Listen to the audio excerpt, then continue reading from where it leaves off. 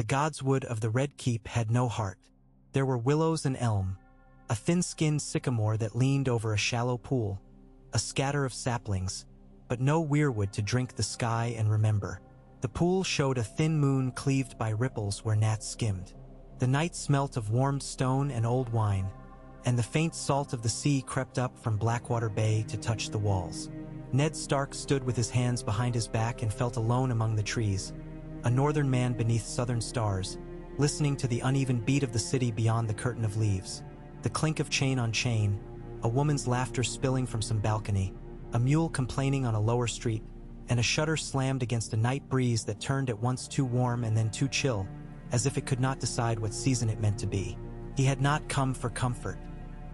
He had come because the scrap of green was the last honest thing inside those walls, even if the god he kept could not be found here. He watched his reflection break and mend upon the pool and thought of his father's stern hand closing around his wrist when he was a boy and would not keep still. The weight of those fingers had been a kindness. He could still feel it if he shut his eyes. He did not shut them. If he closed them now, he would see too much. A girl's face gray with fever in her last bed. His friend banging a crown against an arm of oak with a fool's laughter dried into silence. 3 graves in Winterfell's patchwork of snows, and another, long ago, under a sky as blue as cut glass, a girl whose name he did not speak. He stood and did not close his eyes. A moth beat against his cheek. He moved and the moth went to the pool and folded its wings at the water's lip, its white like a torn petal in moonlight. He thought of ravens and their hard beaks and all that they carried. Words feathered with weight, and the letters he had written this day that would never fly because the wrong hands already gripped the quills of this city. He thought of Ser Barristan's eyes, old and steady as river stones, of Stannis's mouth, tight as a draft stopper, of Renly's smile that never reached his eyes. He had refused the younger brother's counsel and was not sure whether that refusal had been wisdom or pride. Honor was easiest when no one was required to bleed for it. In the South, he was learning that honor meant counting the blood ahead of time, and that at the paying it might not be one's own. Footsteps on gravel whispered a warning. He turned and saw a new shadow among the other shadows, soft as a cat and scented faintly of something powder-sweet, like dried oranges. The shadow's hands were folded in the sleeves of a silk robe. The moon touched its head and made a shy sheen on bald scalp. "My lord," the shadow breathed. "Lord Varys," Ned said, and felt the ache of his jaw where he had clenched his teeth all day. The spider's presence meant webs, webs meant flies, and he was no spider. "Your words, spoken in the council chamber this afternoon, were made with a soldier's heart." Varys inclined himself, a bow there and gone. But King's Landing is a city for players, not soldiers. It goes poorly when the soldier insists on a sword upon the stage. Ned's hand found the cool scabbard at his side, then fell away. He would not reach for show steel, not in a place where iron could be made to look like folly. "You told me I must refuse Renly's offer. I refused. The gold cloaks are bought regardless." "Bought by coin," Varys admitted. "Coin moves men faster than tears or truth. The streets tilt downhill toward the Red Keep, and gold runs to the low places." His eyes slid to the pool. "I am afraid the slope has grown steep, my lord." Ned heard in the soft voice the thing not spoken. "You are too honest for this city, and that is a kind of blindness. Say what you came to say." "I came to say that there is a gate that still opens to the river. There is a skiff beneath it, not larger than a peddler's cart. It belongs to a man who has had cause to be grateful to House Stark. If you would leave this city alive, tonight is the night you must be smaller than your honor." Varys looked back at him. "I cannot give you back the north, but I can give you a chance to walk toward it." "And my daughters?" His voice went rougher than he wished. "The older is entangled in threads we cannot gather in one hand. The queen coddles her like a pet bird and has made a cage of sweetness, a crueler trap than iron bars. The younger..." Varys's lips made a small line. "The younger is half-wind already. A black brother takes her with him at first light, God's willing. If the gold cloaks do not think to check under bird cages for cutter's marks." The ache moved, lodged behind Ned's breastbone. He saw Arya holding her breath in a dark place, the bite of fear on her mouth. He saw Sansa with a lady's patience and a child's trust. The city's air came into him like a fist. "If they hurt Sansa," he said, and did not finish. "They prefer their hostages breathing," Varys said regretfully. "At least at the beginning." The pool rippled again. The moth shivered once and did not rise. Ned thought of the King's Road and all the miles of it. The line of packed earth running through cropland and marsh and pine, and the low moan of the neck when storms came up the bight. He thought of Winterfell's kitchens and the bread smoked by hot stones, the dark taste of the well water, the way the ravens fluffed their feathers in frost and peered amber-eyed from the sill. He thought of Robb with red hair like a scraped apple, of Bran's quiet hands upon the fur of a wolf's neck, of Rickon in a thunder of small feet. He thought of Theon's sharp grin and Catelyn's hand as it smoothed a sheet, and did not finish any thought because each pressed against the last, making a wall he could not see over. The moth sank. Its wings made a thin white X on the water and then no mark at all. He looked at Varys. "Where is this gate?" The eunuch smiled as if he had been waiting to be asked. "There is a door in the river wall," he said. "It opens on an old culvert. The skiff waits where the culvert widens. The oarsman is a man called Mirio. He has braided hair and a scar like the point of a spear on his upper lip. He will say that the river stinks worse than Lannisport on a hot tide. You will say that the gods keep their noses shut when they can.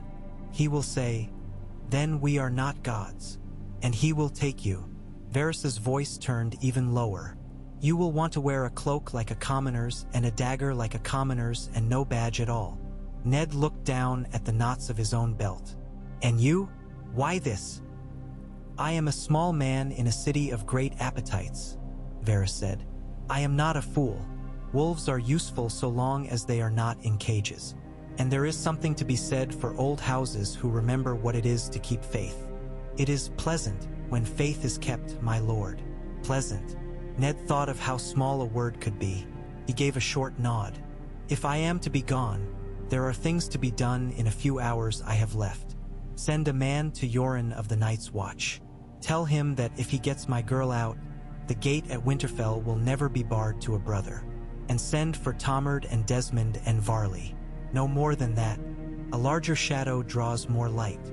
Varys flared his hands, sleeves falling like white petals. "I will do what I can." He hesitated, then allowed himself a small sigh. "I must also ask, for the sake of civility if nothing else, that you not die on the steps to the water. It is an ugly way to spoil a good night."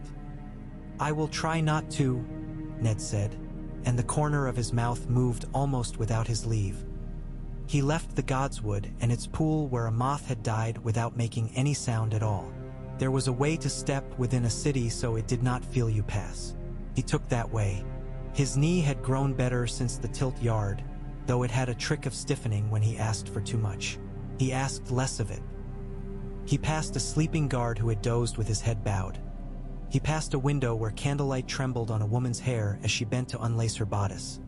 He passed a wooden stair that creaked only on the third step down and the ninth up, and avoided both. When he came to his solar, he found Tomard sitting on a stool with a bread heel as if he had been set there by a careful hand. "My lord," said Fat Tom, rising, wiping crumbs on his gambeson. "Desmond's on the outer hall. Varley's cleaning a kettle he says smells of cabbage. What's forged or stolen, we're ready." "We will ride an hour before moonset," Ned said. "No men in mail, no banners, no house colors. Leave the horse with the red sock. He stumbles when he's hurried." Tomard swallowed.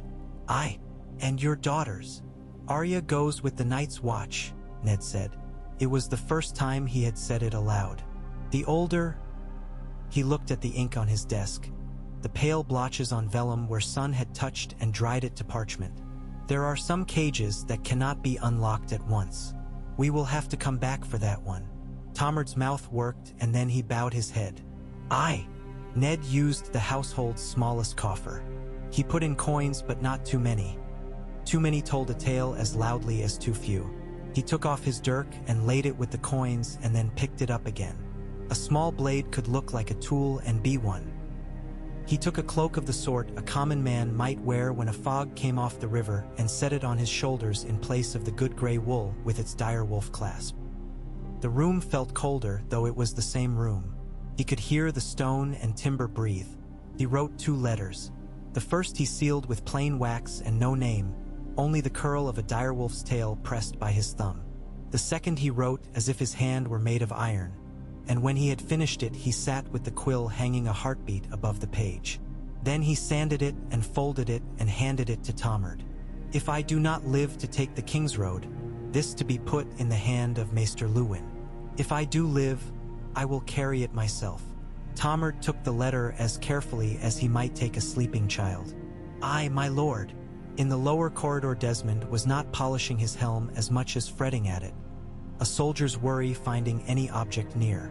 He did not speak when Ned passed. He fell in behind with the comfortable quiet that had made Ned keep him years ago. Varley came after, smelling faintly of cabbage and lye, his narrow face all lines. They moved through the dark like the first part of a longer word. Twice they paused and only the faintest hint of breath made a sound. Once they stepped into a niche where a statue of some forgotten Targaryen king held a scepter that had lost its jewel and waited while laughter spilled down a stair and clattered on the landing like dropped coins. The laughter passed. They moved again. Outside, the city was a great slow animal sleeping with one eye open. The moon had put a rim of light on every roof tile, on every spearhead where a watchman drowsed and woke and drowsed again. Somewhere a drunk sang grievously about a girl named Mara. The river's breath came up damp and thick as stewed leeks. They crossed the outer yard by a path that avoided the 2 torches put there to make men's faces easy to read. And when the wall loomed brown-black above them, Tomard went first. In the gods would the air had tasted like dust and lemon. Here it tasted of old damp and iron. A door swollen by river fog protested once and then gave. They went down crabwise, one hand on stone. Ned heard the river long before he saw it. A mutter like a crowd at a distance. The sound of many small voices saying nothing separately and everything together. They came out into a throat of brick that stank of mud and rot. The culvert widened to a low pool just large enough to hug a skiff. The skiff, like a beetle on a puddle, rocked when a man shifted inside it. He was dark as a seal, with a scar on his lip like a notch cut by a careless knife. He looked at Ned from under the curve of the arch, and the white of his eyes showed like moons in a storm sky. "The river stinks worse than Lannisport on a hot tide," the boatman said. "The gods keep their noses shut when they can," Ned answered. "Then we are not gods," the boatman said, and had the ghost of a smile. "Your coin will sit under my seat. If we turn, it is the river's fault, and you will have to pay again in the next world." He looked at Tomard's shoulders, at Desmond's hands, at Varley's face. He pushed with a pole and the skiff turned on a slow wheel. "Keep your heads low, Northmen. The river has ears. Fat, soft ears that like whispers." The skiff caught the river as a hand catches a thrown apple. The culvert fell behind with all its smells. They slid under the older quays where barnacles clung like fingernails and a thin lace of weed kissed stone with every lap. The city above them was a roof of boards and posts and patched sails. A man coughed. Another cursed. A woman laughed with a sound like a spoon tapping glass. They passed a tangle of nets that draped their faces with damp cords and left the taste of salt on their tongues. Ned kept his hand on the skiff's rib. The boatman had the oars out now and pulled without flourish, with a patience that was more efficient than strength. A wind came off the bay and lifted the edges of Ned's borrowed cloak.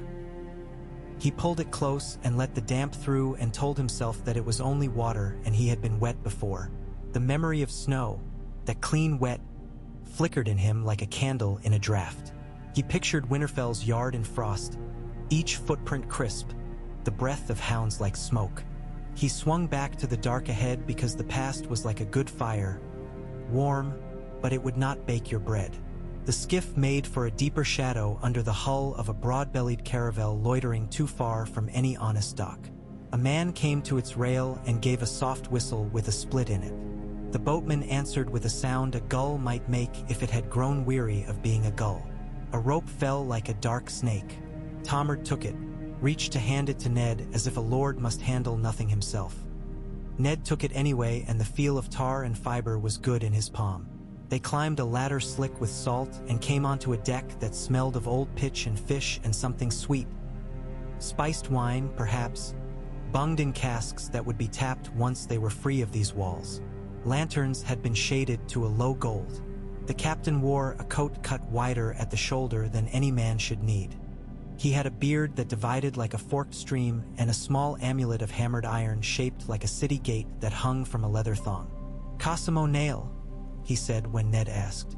"Of Lorith once, of anywhere that pays now. We're called the Three Candles. Don't trust a ship with a pious name, my mother said. But here we are. You have coin enough to make us forget faces? Excellent. We were going to forget them anyway." Ned had seen men who wore laughter like armor. The captain was such a man. He did not dislike him. "Where will you put us?" Ned asked. "In a place that is not the best and not the worst," Cosimo said cheerfully. "If we are searched, you will be fishermen sleeping off a mean catch. If we are not, you will be men who pay for a place to sleep where the bilge is dry enough not to wake you. We'll slip out when the tide shifts and the men on the breakwater wonder if their wives are awake with other men." "What of the Queen's ships?" Desmond said. Cosimo's forked beard twitched. "The Lannisters have galleys with good oars and red sails that look bold when the sun rises behind them. They also have steersmen who are most comfortable between dinner and dawn. We go when men rub their eyes. And if the sun catches us, the Three Candles is a patient ship. She slides between waves. We will look like a straw in a current. No one stoops for a straw." Tomard snorted at that, but softly. The boatman with the spear-cut lip was already counting the coin on the deck with 2 fingers and a thumb, touching each round with a little blessing of dirt. Ned watched the way his hands moved and thought how men made their own liturgies. They went down. The belly of the ship was a web of beams and sleeping hammocks knotted up like slung game. There were men there already, sleeping in the open slack of air with their mouths ajar, and others who were not sleeping at all, whose open eyes were like little ships of their own, sailing someplace their bodies could not go yet. They made a space for the northerners without speaking, like men at a wake who shift their cups to let the widow sit. In the low light, Ned made out a boy with his hair cut blunt against his neck, who might have been 12 or 10 or 15, the way boys are every age at once when hunger has its way. The boy watched them with a flat curiosity that felt more honest than fear. The ship moved. It was so slight at first Ned might have believed it was only his mind. Then the belly creaked and one of the sleeping men made a sound like a question. Cosimo's voice above them was thin but brisk, carrots chopped by a sharp knife. The ship sighed herself free of dock, lines cast loose in a practiced flurry. There was some bumping, some muttered cursing that did not sound like alarm. Ned felt the shift when the Three Candles found the river's main run and took it like a seamstress finds her thread with a needle and follows it. He imagined, without choosing to, the wall of the Red Keep receding, the old bricks wet-faced, the tall towers lowering themselves a little into the night as if ashamed of what they held. Sleep visited in snatches and withdrew, as if uncertain of his welcome. He slid in and out of it, felt it like a thin quilt that caught on the roughness of thought and tore. When he woke the second time and did not try to sleep again, it was because he knew there would be a crack of light at his feet if he lifted the edge of the hatch cover. He did and found the night had paled to something like old tin. On the horizon, a seam of pink had opened, pale at first, then insisting. Sea birds sketched crude notes across the sky and then flew off with businesslike purpose. The ship had a different motion now, less twitch, more long-bellied rise. They were out past the breakwaters and the teeth of rock that bit at any careless hull coming in too quickly. They were in the bay, and beyond the bay the open sea waited, patient as a winter. He went up to the deck quietly and stood with a hand on a shroud rope to steady himself. The city lay to port, rising from its hill like a beast that had lain too long in the sun. The Red Keep was a red smear on the highest part of it. Smoke made thin columns that the wind bent. The bells were not ringing. In the water, a line of kelp danced as if it had something to celebrate. Cosimo came to stand beside him and offered a small clay cup. Ned smelled wine and cloves and some other spice he did not know. "It steadies the stomach," Cosimo said, "if not the mind." Ned took the cup. The first mouthful surprised him, sweet, then heat. He thought of mulled wine in Winterfell's great hall when a storm blundered about the roof and men huddled closer to the fire than they would admit they needed to. His throat warmed. "How many days to White Harbor?" he asked, and found with a dull surprise that he had already decided on White Harbor rather than a risky landing on some bare shore. "If the gods list their heads to us, 4, Cosimo said. "If they turn away, 8. If they spit, we'll be a story men tell about oak and iron and the bottom." He smiled without cheer. "We'll tack east to get good wind. The fingers look like innocent hills from the sea, but they hid. Moods." He whistled once and a boy who had been coiling rope came and got the cup without looking at either of them. "You look like a man who has left a bad house and would prefer not to be chased down the street by its owner," Cosimo observed, not unkindly. "I look like a man who has broken his promises to his daughters," Ned said. It was unwise to confess to a man whose first loyalty was to his purse, but the words came anyway, as if some deeper part of him were done with hiding. "And to my king, though the man who wears the crown and the man I called friend are not the same." Cosimo scratched his beard with 2 fingers.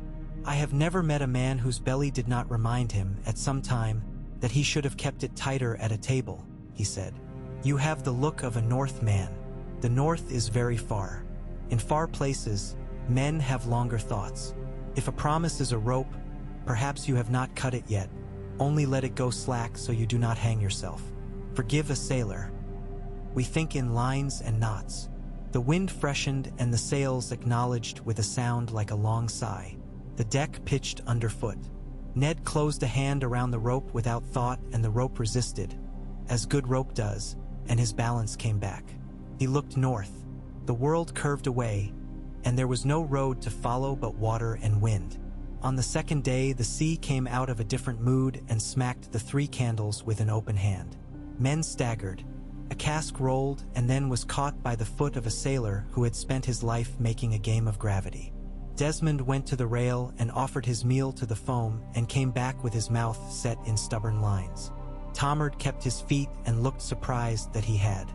Varley lay flat on the deck for a time with his cheek against the boards, as if listening to the ship's own heart. Ned kept to himself when he could. He stood sometimes by the bow and let the salt come in his mouth.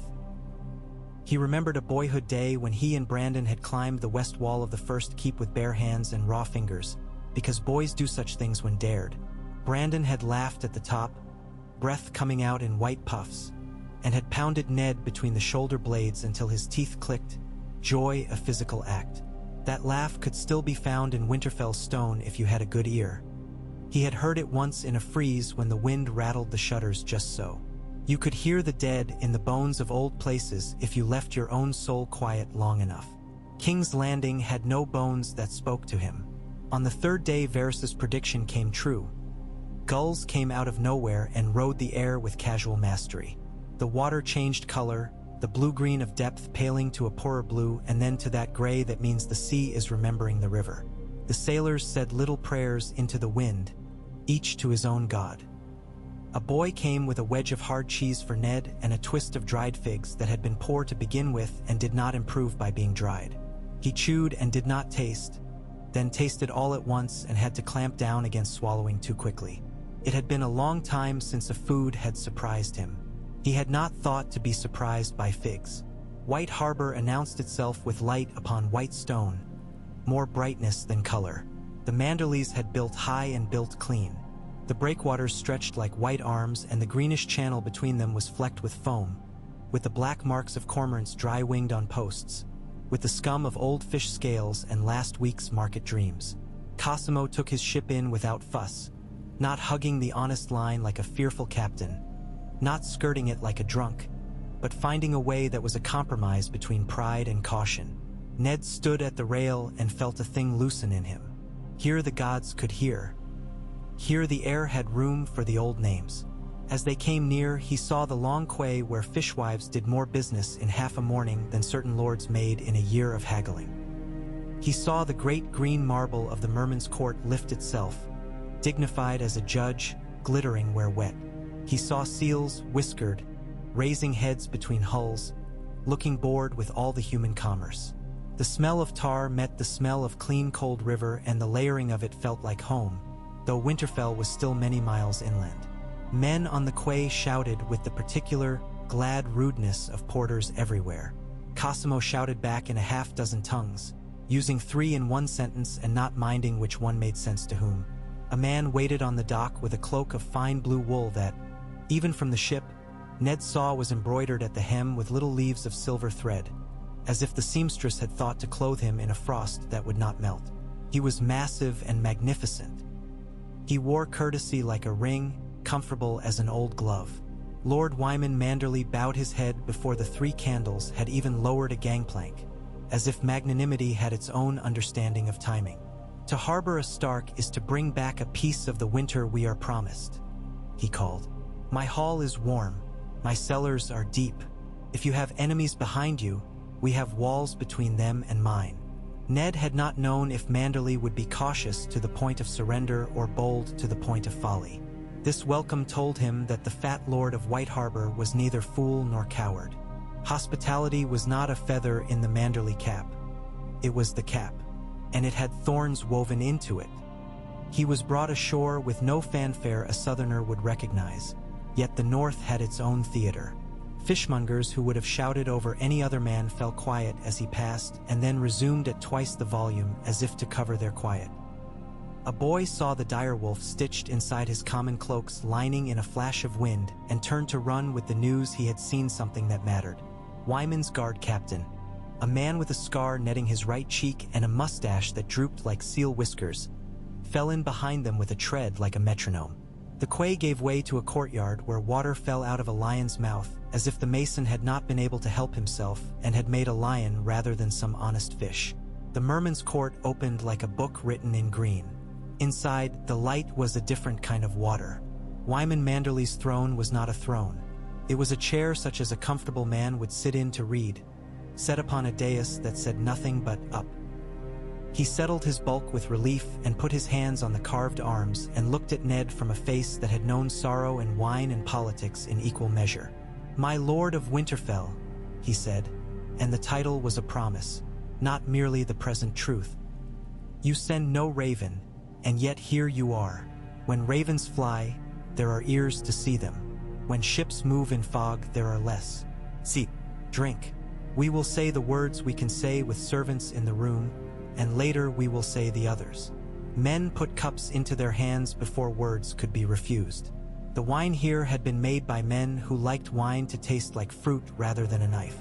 Ned swallowed and found his voice again. I bring trouble, Lord Wyman.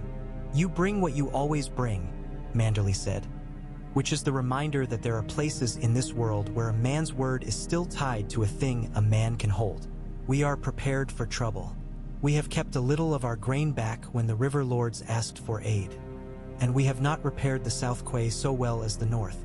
Do you mean to stay and send for your bannermen here? I mean to use your river as a road, Ned said.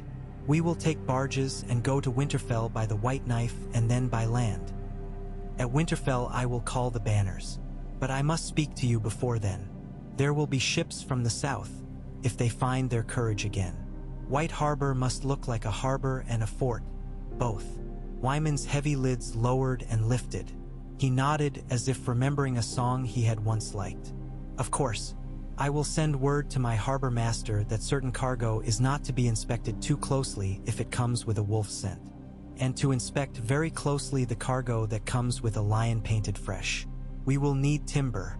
We will need men. You will need something else. Do not tell me yet if you like. Let me guess. You have left a daughter in a gilded room. You have another somewhere between here and there. You have honor and a need that bites at it. You have looked at the world and made yourself believe you can change one thing in it because the others cannot be changed at once. Have I the measure of it?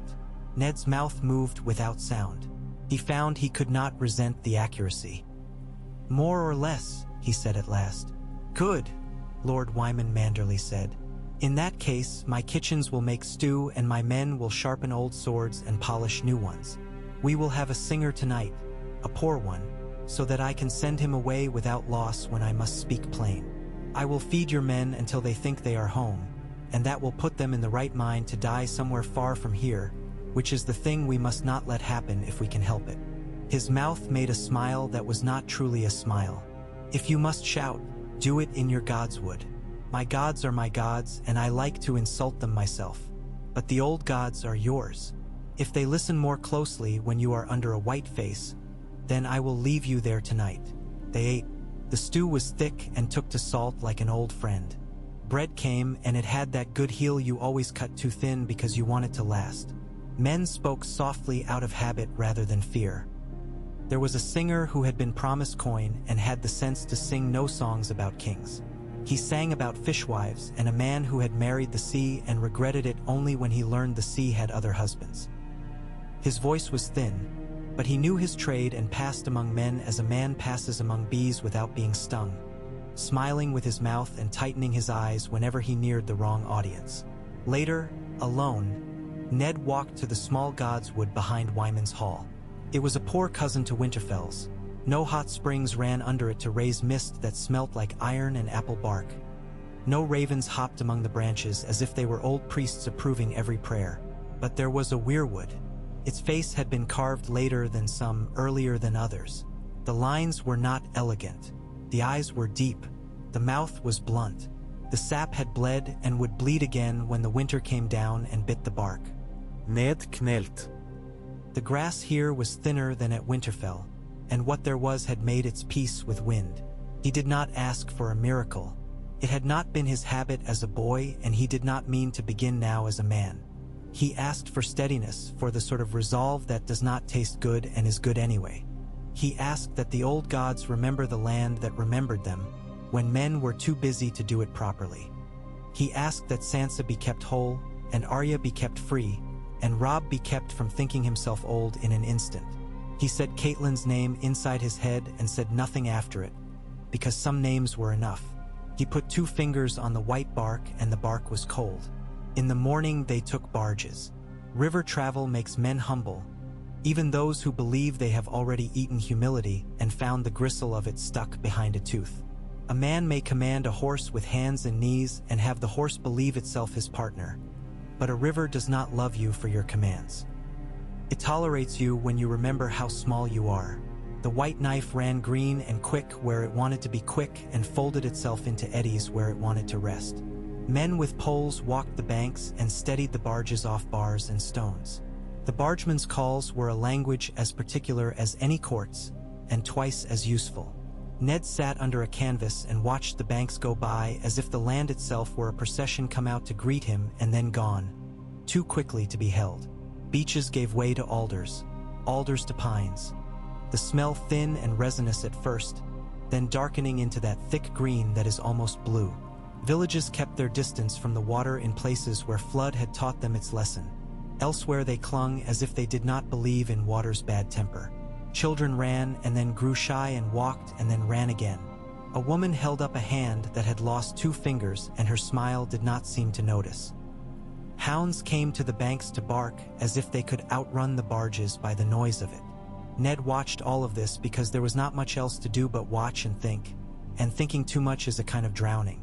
At night they tied up under willow roots where the river had bitten out a cove and chewed it to a patient shape.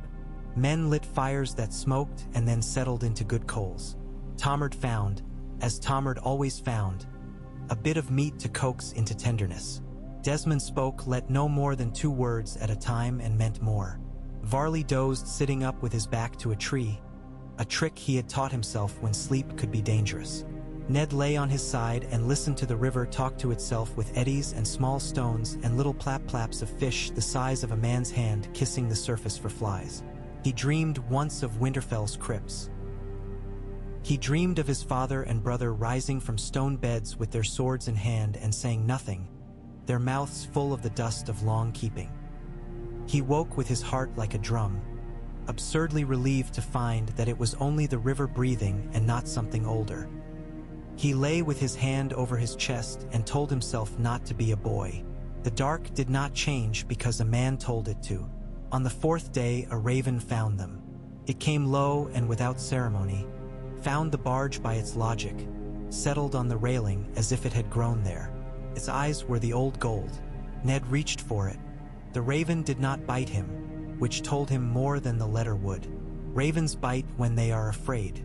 It wore a leg ring with a scrap of skin left in it from some previous message that had to be torn. Tomard undid the leather with a delicacy his bulk did not promise. The message was sealed with plain wax, as he had sealed his letter to Lewin. Ned broke it with a thumbnail. Rob's hand was more assured than last winter. The letters were still long and narrow, as if trying to be men before their time. The words were careful. They told him that Caitlin had left the Eyrie and come to Riverrun, and that Hoster Tully's cough had gotten worse. They told him that Bran had ridden farther than he had any right to ride and had come back with his cheeks lit with joy and a wet hem that told the nursemaids more than Bran told. They told him that Rickon had been a boy who had laughed at something that had not been meant cruelly. But Rickon is 4. They told him that the raven had come from White Harbor saying a lord who matched a wolf had passed there. They told him that Maester Lewin had read the letter and had said the right things in a mild voice and had sent men to mend harness and check the hinges on the north gate because it is easier to do something than to wait. They told him that Theon had said something coarse and Rob had laughed because sometimes coarse things are the only things that can be borne. At the end, in a smaller hand, there was a note that was not Rob's. Lewin, likely. It said only, when you call, they will come. But remember that men who come are men who must be fed after they've come. Food is a weapon and a mercy both, and there is never enough of it. There your father's honor will be tested most, between what you owe to your own and what your own owe to you. The old gods know the smell of hunger. Ned folded the letter along the same crease twice and put it back into its sleeve. Poles pushed and the barge found its curve through a tight reach. The river gave back to itself a gleam of sky. The wind shifted and the canvas made a noise like a deep sigh. White Knife to Winterfell is not a road men make with their feet. It is a road made by time and water, and then it turns into a road men have to make with shovels and iron hoops on wheels and cursing. When the barges could go no farther, they went on hooves. White Harbor's men had sent a string of good northern horses, not high-bred prancers but beasts that had carried loads since colthood and would carry them through to old age. Ned swung up and sat as he had in boyhood, aware of the way the animal's muscle met his own. Tomard looked happier in a saddle than in any chair. Desmond accepted a horse as a matter of fact. Varley had a way with a nervous mare that would have surprised anyone who did not know that he had once been a farmer's son and not a soldier at all. The land rose and fell more seriously now. The smell of pine grew deeper, and the soil smelt of root and fungus and old leaves ground into something like bread. The sky took a northern clarity, the kind that makes edges clean and shadows honest. The road crews had been out after the last freeze. The ruts were filled and packed, and the work had been done with pride. A boy of 8 could tell if a road had been mended by a man who expected to ride it or by a man who expected strangers to ride it. This road had been touched by men who would ride it and had cursed their future selves for being so particular and had done it right anyway. 2 days out, men in drab green and brown stepped out of a stand of birch and became visible by deciding to be so. Their bows were unstrung in their hands, which meant their leader had sense. He came forward with his hood back and his hair braided tight against his head, the reeds that were his badge woven in a loop on his shoulder. He was not a man you would put a sword in the hand of to hold a door. He was a man you would never find if he did not want to be found. "My Lord Stark," he said, not quite bowing, a movement like a leaf in wind that might be a bow if you looked at it sideways. The neck knows. There are more eyes on the King's Road than the king keeps in his crown. "Howland?" Ned asked, feeling the name on his tongue like something you do not taste often, but remember exactly. The man's mouth moved. He did not smile. "The Lord of Greywater is where Greywater is. It has moved as it does. But he sent me, and I am Reed named Osha. He has this message. When the water is shallow, a crane walks. When the water is deep, the crane flies. When the water is deepest, the crane does not cross." The man looked at him with eyes that had more swamp and sky than stone. I am to get you to Winterfell by ways that are not ways. If you prefer the road will have you. I will have you, Ned said, and meant it. It was one thing to say the neck will hold when you stood in a warm chamber with a map. It was another to see men who could vanish into a tuft of dead grass and leave not even a bent blade behind. They left the King's Road. The land changed its language. What had been hill became hummock. What had been stream became black water wider than a man could throw a stone across, with roots like snakes lying just under it. The horses went careful. The men went more careful. Water birds lifted with irritation rather than fear, their wings beating a sound like a hand slapping a table. The smell was green in a way that a southern man would call rot and a northern man would call life. A leech clung with idiot persistence to Tomard's calf until Varley flicked it off like an old habit. Osha Reed moved as if the ground had told him a joke and he kept remembering the punchline. At a certain place that had no mark to show it different from 6 other places, a coracle lay like a waiting coin, and by it 2 womb. N with hair braided into crowns and faces painted in a subtle pattern of pale clay. One had a spear longer than she was tall, light enough to carry as a walking stick. The other had a net that looked like lace and could take a bird out of the air. They nodded to Osha and put their hands to the coracle's lip. Horses, sullen and offended, were coaxed one by one through belly-deep water, while men held halters and breathed their calm into the animal's wild fear. Ned stood up to his thighs in water that had not made up its mind whether to be cold or cruel. He put his hand on his horse's neck and felt the tremor there, steadied it by being there. He thought of Bran and a boy's legs that had been steady as a table and then had betrayed him. He wondered what steadied Bran now and thought, wolves and his own stubborn soul. The thought made him both proud and afraid. The day they came out of the neck and onto the drier ground that lifts toward Winterfell, the air changed. It took on something that you could call dignity if you were a poet. If you were only a man, you called it bite. Men's words came cleaner and fewer. The sky was a lid of good iron. When they crested a low rise and saw the smoking breath of the hot springs, Ned did not realize he had been holding his heart clenched until it unclenched. Winterfell is not the most beautiful place in the north. It is, though, the most itself. It looks as if it had grown out of the ground, and in truth, much of it has. The walls had the gracious, battered look of something that has kept men safe for a long time and expected to go on doing so. The Godswood's canopy lay like a dark hand on the right, and the square towers turned to face the wind without flinching. They did not trumpet his coming. A boy on the outer gate dropped the apple he was eating and ran to tell the gatehouse.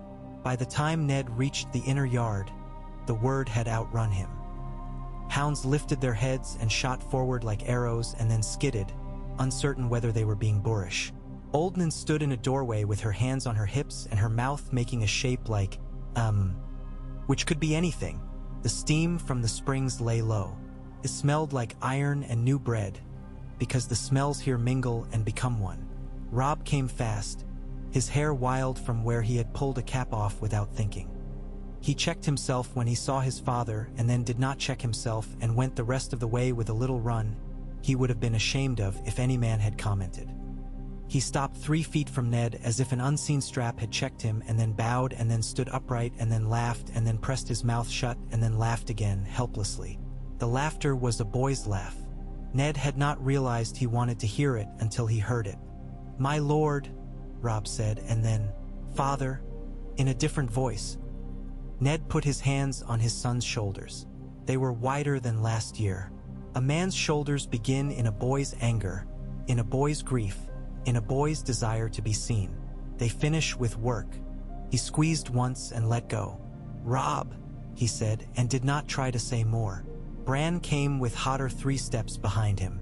The saddle that Luwin and the smith had contrived held him neat and upright, more proud than a litter, more honest than a chair.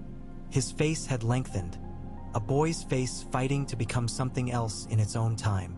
He nodded with the gravity Bran had always had, a seriousness that was not dourness, but attention.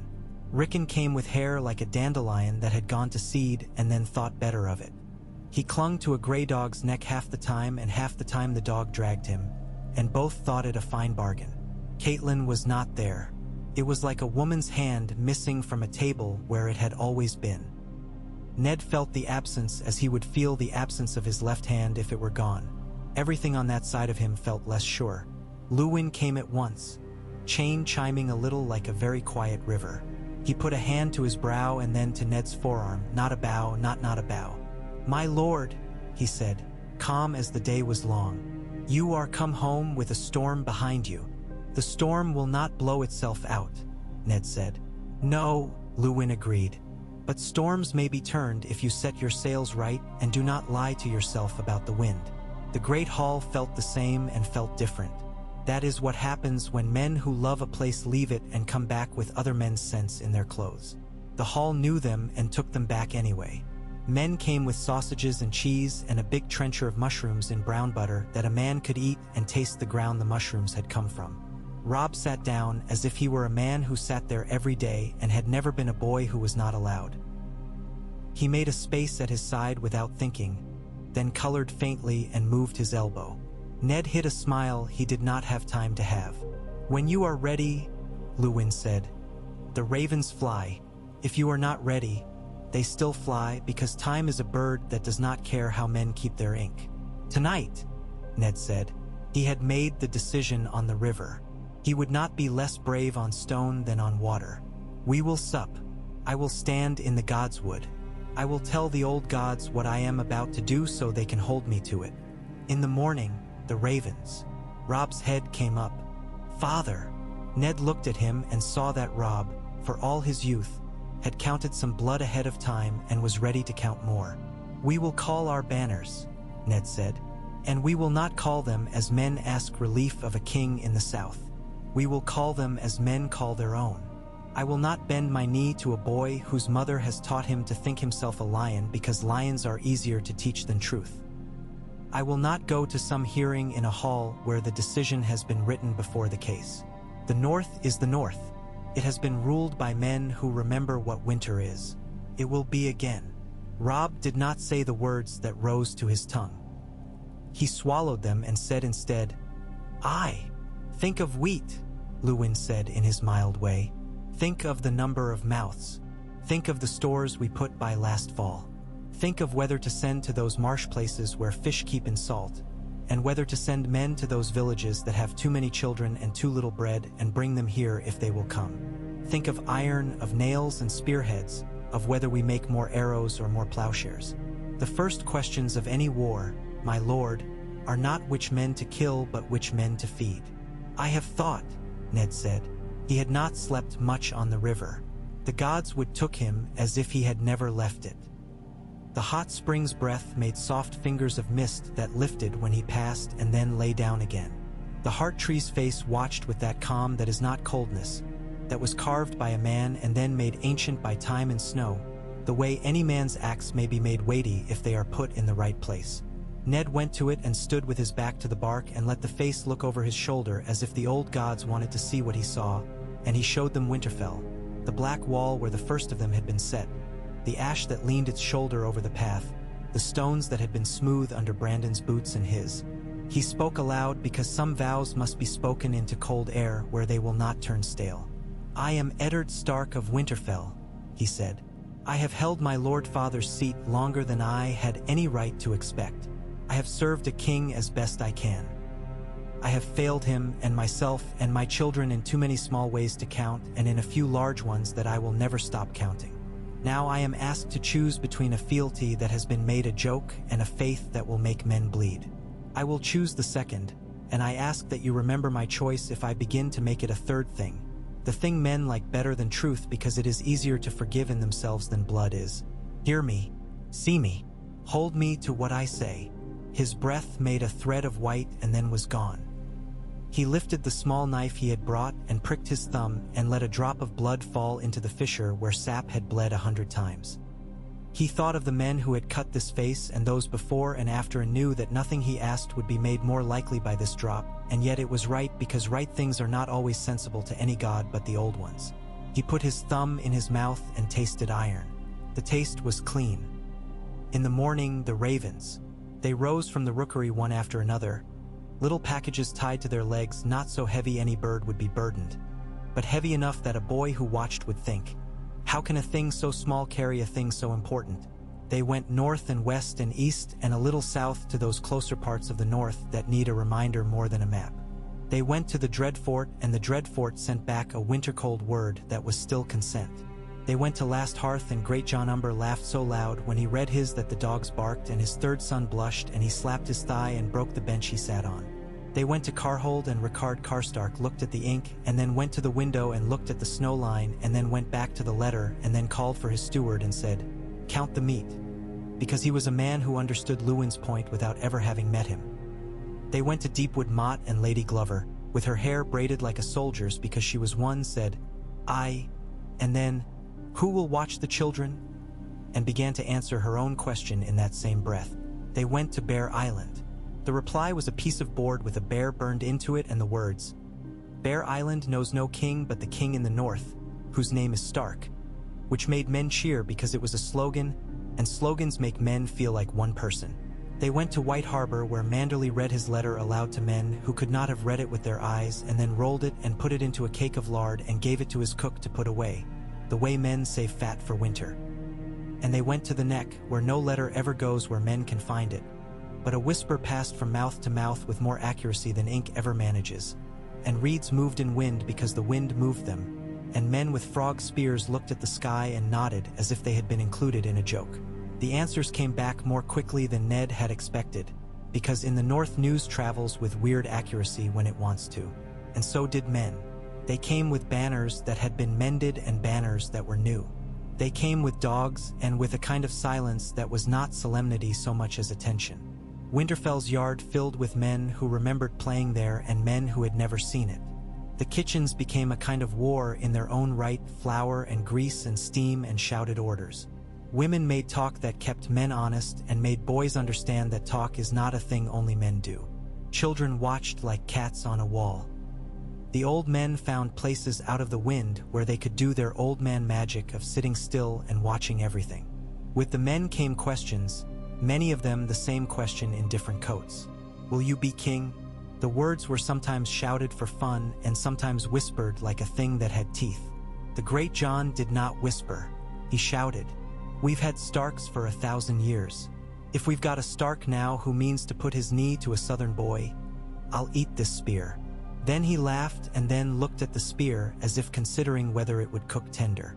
He came booming into the great hall and clapped Ned on the back as if he meant to break ribs to see if they would knit stronger. "I will not bend my knee to a boy. I will bend it to a truth," Ned said. And the hall heard him because the hall belonged to the Starks and did not let their words fall in corners. "I will not call myself king to make enemies as if I were calling dogs. I will say only this. We will not be ruled by a city that remembers nothing but its own hunger. We will be ruled by the north, as we were in the time before the dragons and the summer that lasted a generation." Roose Bolton's eyes made a pale thing in a pale face. He spoke softly and men leaned to hear him without quite wanting to. "Words do not turn swords aside," he said. "Food does," Lewin said, lifting his head from a list. "And patience.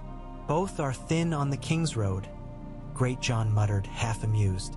Meege Mormont had not come herself. Her eldest daughter had, with a look on her face like a cliff. She said, "A king is a word men understand. Independence is a longer word, and the men who like it will like it whether it is called king or not. The men who dislike it will not be made happier by a different word." She shrugged. "Give them a word they can cheer. Men fight better when they can make a sound together." Wyman Manderley, who had taken the road with his knees protesting and had put himself into Ned's hall as if it were his own to be insulted, lifted a hand that looked like a loaf and said in his gentle voice, "The Southern King is a boy whose mother is a lioness and whose father was a stag who trampled too many gardens. His uncles will make him a danger without meaning to. His mother will make him a danger with meaning. The Iron Throne eats any man who thinks to sit comfortably upon it. If we call ourselves free of that hunger, it will come north not because it needs us but because it needs to remind itself that it can eat anything. So, my lord, choose a word that will make my men stand willingly in a rain of arrows.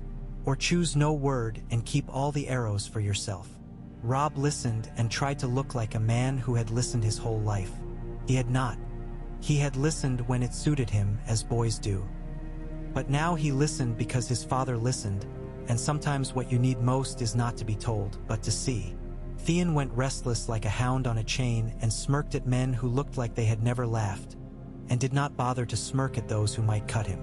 Bran watched from the edge of the hall in a good chair that had been pulled for him, and looked at men's hands rather than their mouths, and learned more because of it.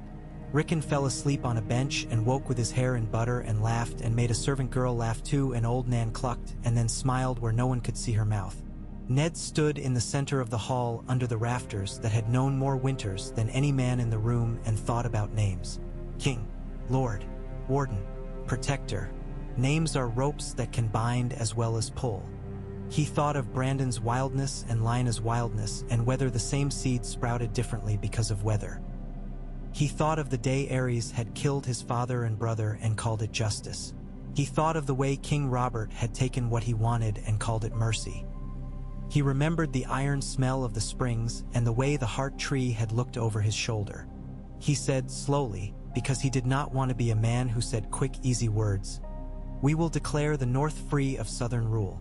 We will pay no taxes to a boy in a red castle. We will take no orders from a council that has more knives than sense. We will call our captains not to a march south but to a belt. The neck will be tightened. Moat Cailin will be held. White Harbor will be a harbor and a teeth.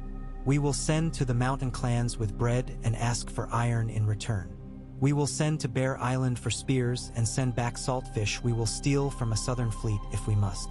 We will send to Carhold and Last Hearth for men who can stand in snow without pretending it is not cold. We will crown no man yet. If you must cheer a crown, cheer the one the heart tree wears. If you must have a king, remember the kings we had before, and make me answer to them before I answer to you."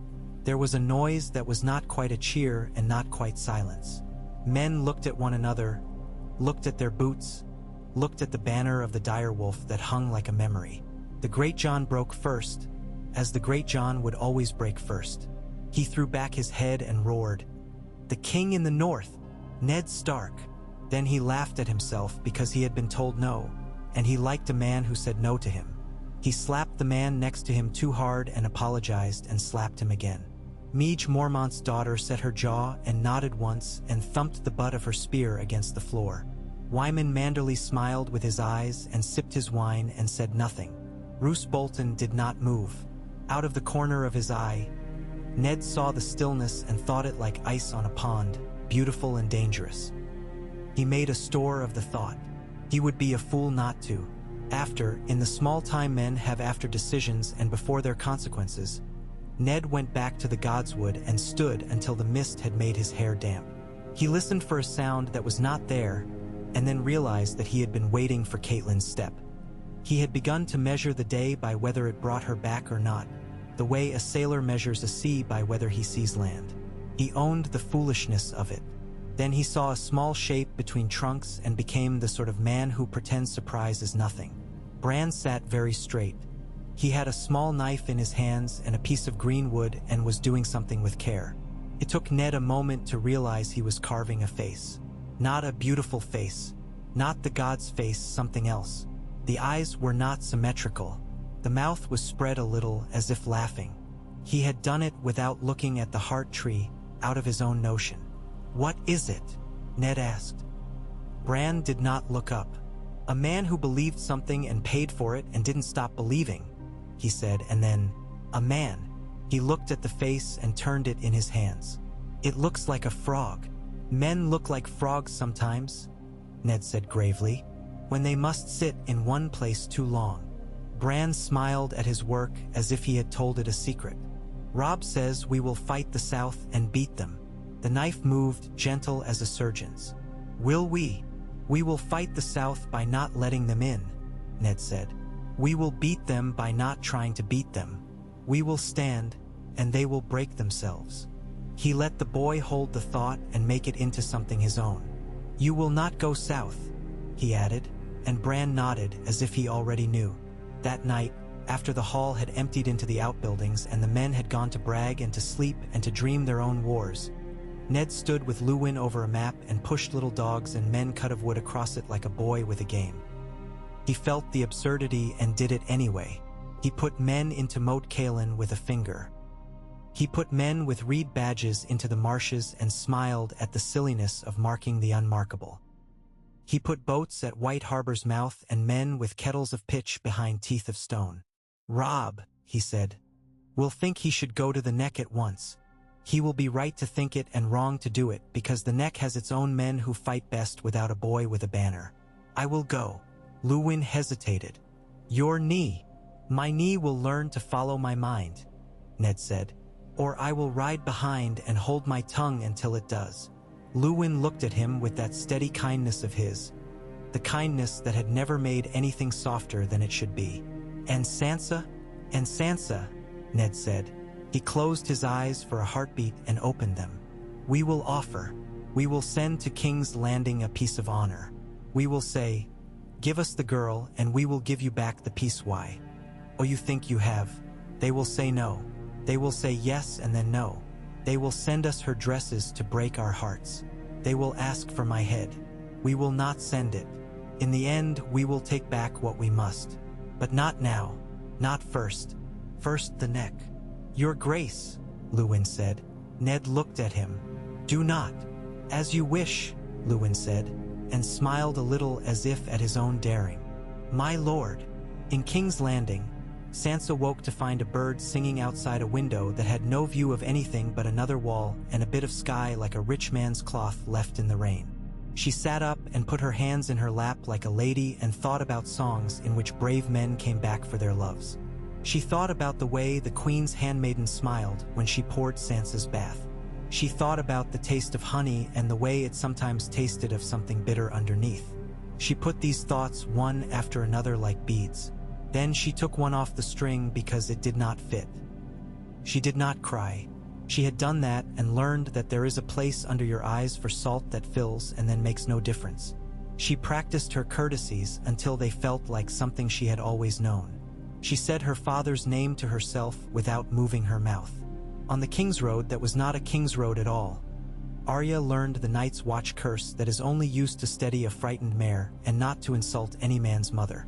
She learned how to chew leather to make it softer and how to remember where a boy with a rat's face would be likely to pick your pocket. She learned that if you make your voice lower and lazier you can pass for older than you are, at least in a crowd. Yoren taught her nothing directly. He watched and let her learn as a man lets a pup figure out that a porcupine is not a toy. At a river, she watched a man slip and fall and a boy reach for him, and the boy went in too and neither drowned, and when they came out they were laughing and she had to turn away because laughter made her throat hurt. On the sea, Cosimo Nail asked a harbormaster at Sisterton if he had seen any lions. The harbormaster said he had seen some coming down into the water to drink at dusk, and they had been reflected well and then had become ships. Cosimo paid him with a copper and bought dried cod that had no mercy in it at all and chewed it and thought about a Northman with a gray face and a way of saying no that sounded like yes to anyone who knew what yes meant. He thought that he had ferried a man who would have more stories told about him than would be good for him. He laughed and spat a piece of fish scale out of his teeth. In the Dreadfort Roose, Bolton looked into a mirror that did not flatter and said to the man in it, "We will wait." He did not smile. He did not have to. Men around him learned the meaning of the words without being told. At Last Hearth, Great John Umber taught his youngest girl to lift a spear without toppling, and when she managed it he shouted as if she had lifted the whole world. He did not stop to consider that he would have shouted just as loud if she had fallen on her arse and laughed while she bled. He sent men south with the spirit of a storm and sat down and drank ale with the thirst of a man who had done something and meant to do more. Eckharhold Ricard Karstark counted meat. He counted again. He put a man on horseback to ride to 3 villages and tell them to salt fish and not ask why. He put another man to counting arrows left from a time so long ago men had carved their initials into the shafts and those men's sons had forgotten the initials. He wrote a letter to Winterfell saying that he would come. He did not add that he would come without speeches. He did not have to. At White Harbor, Wyman Manderley sent his best speakers to stand in the market and tell citizens how fine it would be to be free of taxes to a boy who would never eat a fish that had known the white knife. He sent his best bakers to make pies shaped like wolves. He sent men to mend the North Quay with a care that made their wives laugh at them and then admire them. He made the Merman's Court ready to look like a thing you would not want to attack even if you had a fleet and a fool's heart. Ned stood on Winterfell's wall and looked at the white world and the gray world and the places where they met and became one. A hawk lifted as if he had pushed it up with his eyes. He felt the old thick rope of Winterfell's safety in his hands and the new rope of the North's peril right beside it. He felt them both and did not lie to himself about either. He thought, without quite knowing he was thinking it, that lives are not made by great deeds but by 1,000 small ones, and that making a smaller thing into a great thing by looking at it too long is a kind of cowardice. He slept little. He went through the motions of the day like a man making a liturgy. He inspected the smithy and asked the boy recoiling from the bellows whether his hands stung. He stood in the training yard while Robb took on a man 10 years older and a better fighter and lost and learned more by losing than any day he had won. He let Theon boast and did not take bait. He laid a hand on Bran's head and said nothing because Bran did not ask for words. He held Rickon for a minute and then put him down because boys do not like to be held too long. He ate stew even on mornings when he would rather have drunk only small beer. He made a list with Luwin of which men would go first to the neck and which would follow and who would be needed to gather this year's grain if it pleased the gods to give any. He listened to Olden tell a story to a child and let the sound of it soak into the old stone, because stories keep places warm. When the first men rode, it was under a sky that had a fine film of high cloud like spun glass. They wore no king's badge. They wore the wolf and the reed and the bear and the pine and a dozen other things, and they wore the memory of winter. Ned rode at their head, and his knee woke to complain and then learned that complaining did nothing. He did not take the king's road. He took the ways that were not ways.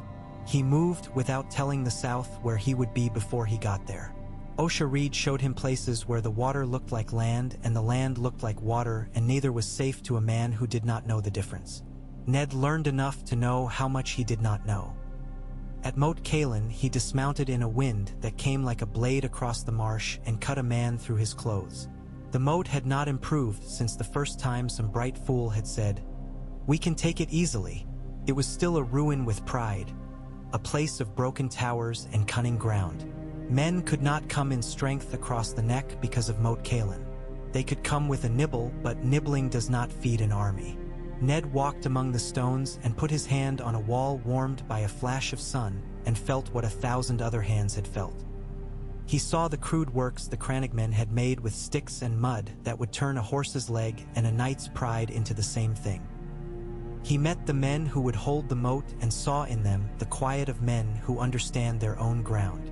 "We will need signals," he said to Osha. "They will need to be known to us and invisible to them."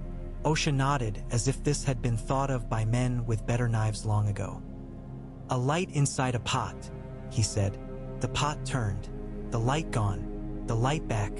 3 times is one thing. Twice is another. We use fish too. Where they dry. Where they do not. What does not stink is a message. Ned smiled despite himself. "We had a boy once who listened to the ravens and swore he could tell what they said." "That boy is a menace," Osha said without humor. "Ravens talk nonsense as much as men do, but they fly. Men have to swim in their words or drown." "Let us swim," Ned said. He made Winterfell and the neck a belt. He made the belt tight. He counted his men by what they could do and not by how loudly they shouted. He sent for iron and not for gold because iron makes nails and nails make doors and doors keep men alive. He thought about the South the way a man thinks about a wolf in the corner of his eye, respect and attention but no obsession. He told Robb to listen to Luwin when he was gone and Robb nodded and then failed to do it once and learned more from that than if he had obeyed. On a morning when the clouds hung low like wool snagged on a thorn, a rider came from the White Knife's direction with foam dried on his horse like lace and went down on both knees before he remembered he was a man and stood in something like shame. "Lord," he said to Ned, breathing as if he had swallowed smoke. "Ships like teeth. White Harbor is a mouth full of them. Flags I do not know. Red wine casks painted on one. A rose on a green field. More lions than I have seen in my life, and men in half a dozen colors of pride. Tyrells, Wyman Manderley murmured when the rider had more breath. Red wine, Lannister, they have remembered the North exists. How inconvenient for them. They will send ashore to burn the market and go away satisfied with their own cruelty, Ned said. Or they will try to pass the breakwaters and show they cannot. Wyman, Manderley lifted a hand like a friendly bear's paw. My lord, my harbor will hold water and enemies. It was built to do both. The Redwines have ships with good oars and men who think that a sail is a polite fiction between the wind and their pride. We will give them the wind. We have a soup that boils a long time without a lid. We will ladle it out as needed. Ned nodded. Send a signal to the moat. Send to the mountain clans 1/5 of their men to keep watch for raiders trying to come ashore on some poor beach. Food to Bear Island. Don't tell them it is charity. Tell them it is a bargain. It rained that night, the slow rain that does not look like much and then fills every gutter, then floods a cellar and makes a man curse the stone he trusted. The rain came soft at first on the leaves and then hard enough to bounce from the packed earth like small ghosts. Ned lay awake and listened to it and thought about Sansa in a room where the rain might be a city noise without kindness. He thought about Arya not under any roof at all and smiled despite himself, because the thought of his wild girl delighted him against his will. He thought about Catelyn in a hall where men would not stop talking long enough to hear their own sense. He thought about his own hall full of men who would go where he told them and die because he told them, and then thought again about Luwin's counting and was grateful for it in a way that made his throat tight. In the morning, the rain had made the world smell clean and treacherous. The puddles were deeper than the shy sky they showed. Men wiped their faces and swore better oaths than yesterday. Robb came to him with a question in his eyes and tried to make it not look like a question. Ned saved him the trouble. You will go with the second group to the moat, he said. You will not cross into the marsh. You will sit with our men who have more patience than you, and you will catch their patience like a fever. You will send men to the little tracks where boats could be carried if a man were a fool. The fool will be a brave man who does not understand that bravery is a different thing when the ground eats your weight. Do not let him teach you his lesson. Let the ground teach him. I want, Robb began, and shut his mouth and then opened it again, honesty and pride wrestling. I want to do something that matters. Ned looked at him steadily. You are doing it, he said. Men think that something that matters is always a thing with noise. Sometimes it is a thing with quiet. He touched Robb's cheek and felt stubble there and wanted to tell him 100 things. You will do loud things later. If we live to have a later. The ravens kept coming. Each one brought a little piece of the future, no bigger than a fingernail and as sharp. One said that a Lannister host had moved out of Harrenhal like a swarm of hornets out of a cracked nest. One said that Lord Edmure had taken 2 spears in his thigh and had smiled through it as a man smiles at bread when he has not eaten. One said that the Eyrie had shut its gates so thoroughly that even the wind needed a password. One said that there were wolves along the King's Road in numbers men had not seen since the winter before the long summer, and that they were fat and happy and did not trouble men unless men troubled them. Ned smiled over that and wished it was a lesson men could learn from wolves. He dreamed 2 nights in a row of the Tower of Joy. He dreamed of the blue sky that had been too beautiful for what it had covered. He dreamed of a white sword and a white cloak and a man who had said a thing about promises that had been wound under the skin for longer than any man had the right to carry a wound. He woke and stared at the ceiling beams and counted the knots like stars. Catelyn's side of the bed was cold because she was not there. He put his hand on the sheet and then took it away and told himself not to be foolish. On a day when the sky was so hard a blue it was almost black, men brought him a boy out of the hills south of the Barrowlands. The boy's hair stood up like a thatch a wind had been playing with.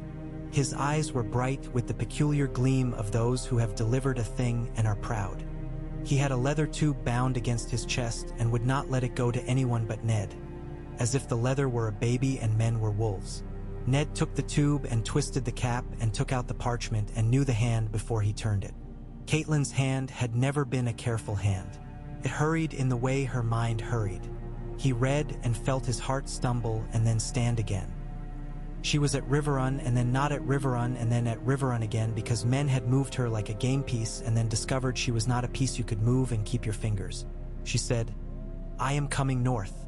She said, "Our girls are in the south. I cannot bear it. I will bear it." She said, "Do not be brave for me. Be careful for our sons." She said, "I should be with you when you do this thing you are about to do." She said, "I will be with you if the road is still a road when I make it there." He folded the letter and did not stripe it with his nail as he had striped Rob's. He put it inside his jerkin against his skin and kept it there. He did not know if he would see her in a week or a winter. He did not know if the road between them would be a road or a story. He knew only that her voice in his head was a thing he would not let the South steal.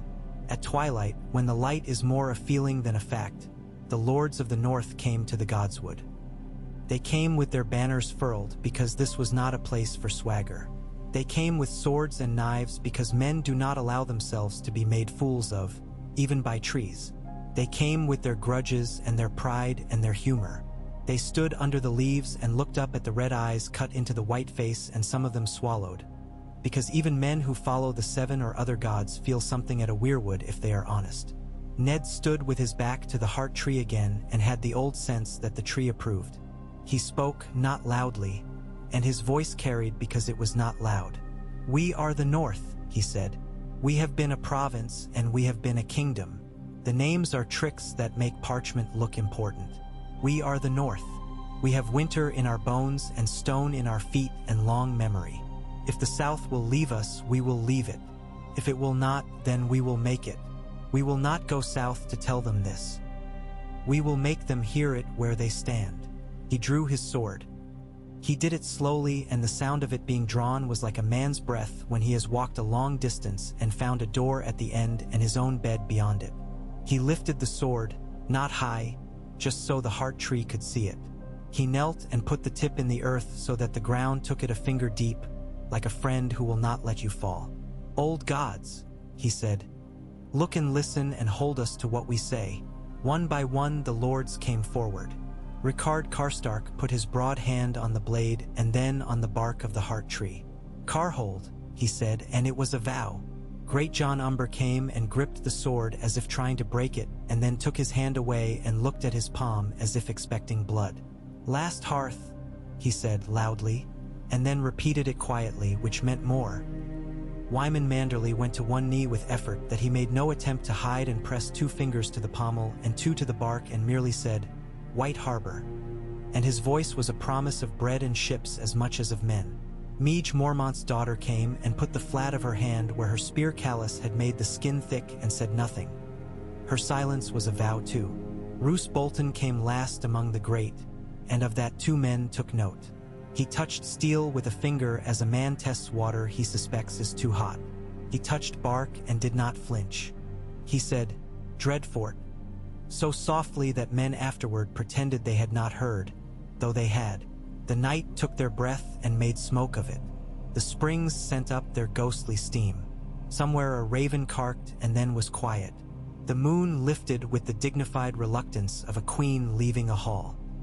Men stood and did not move because moving would make the moment into only a moment, and they wanted to believe it could be something lasting.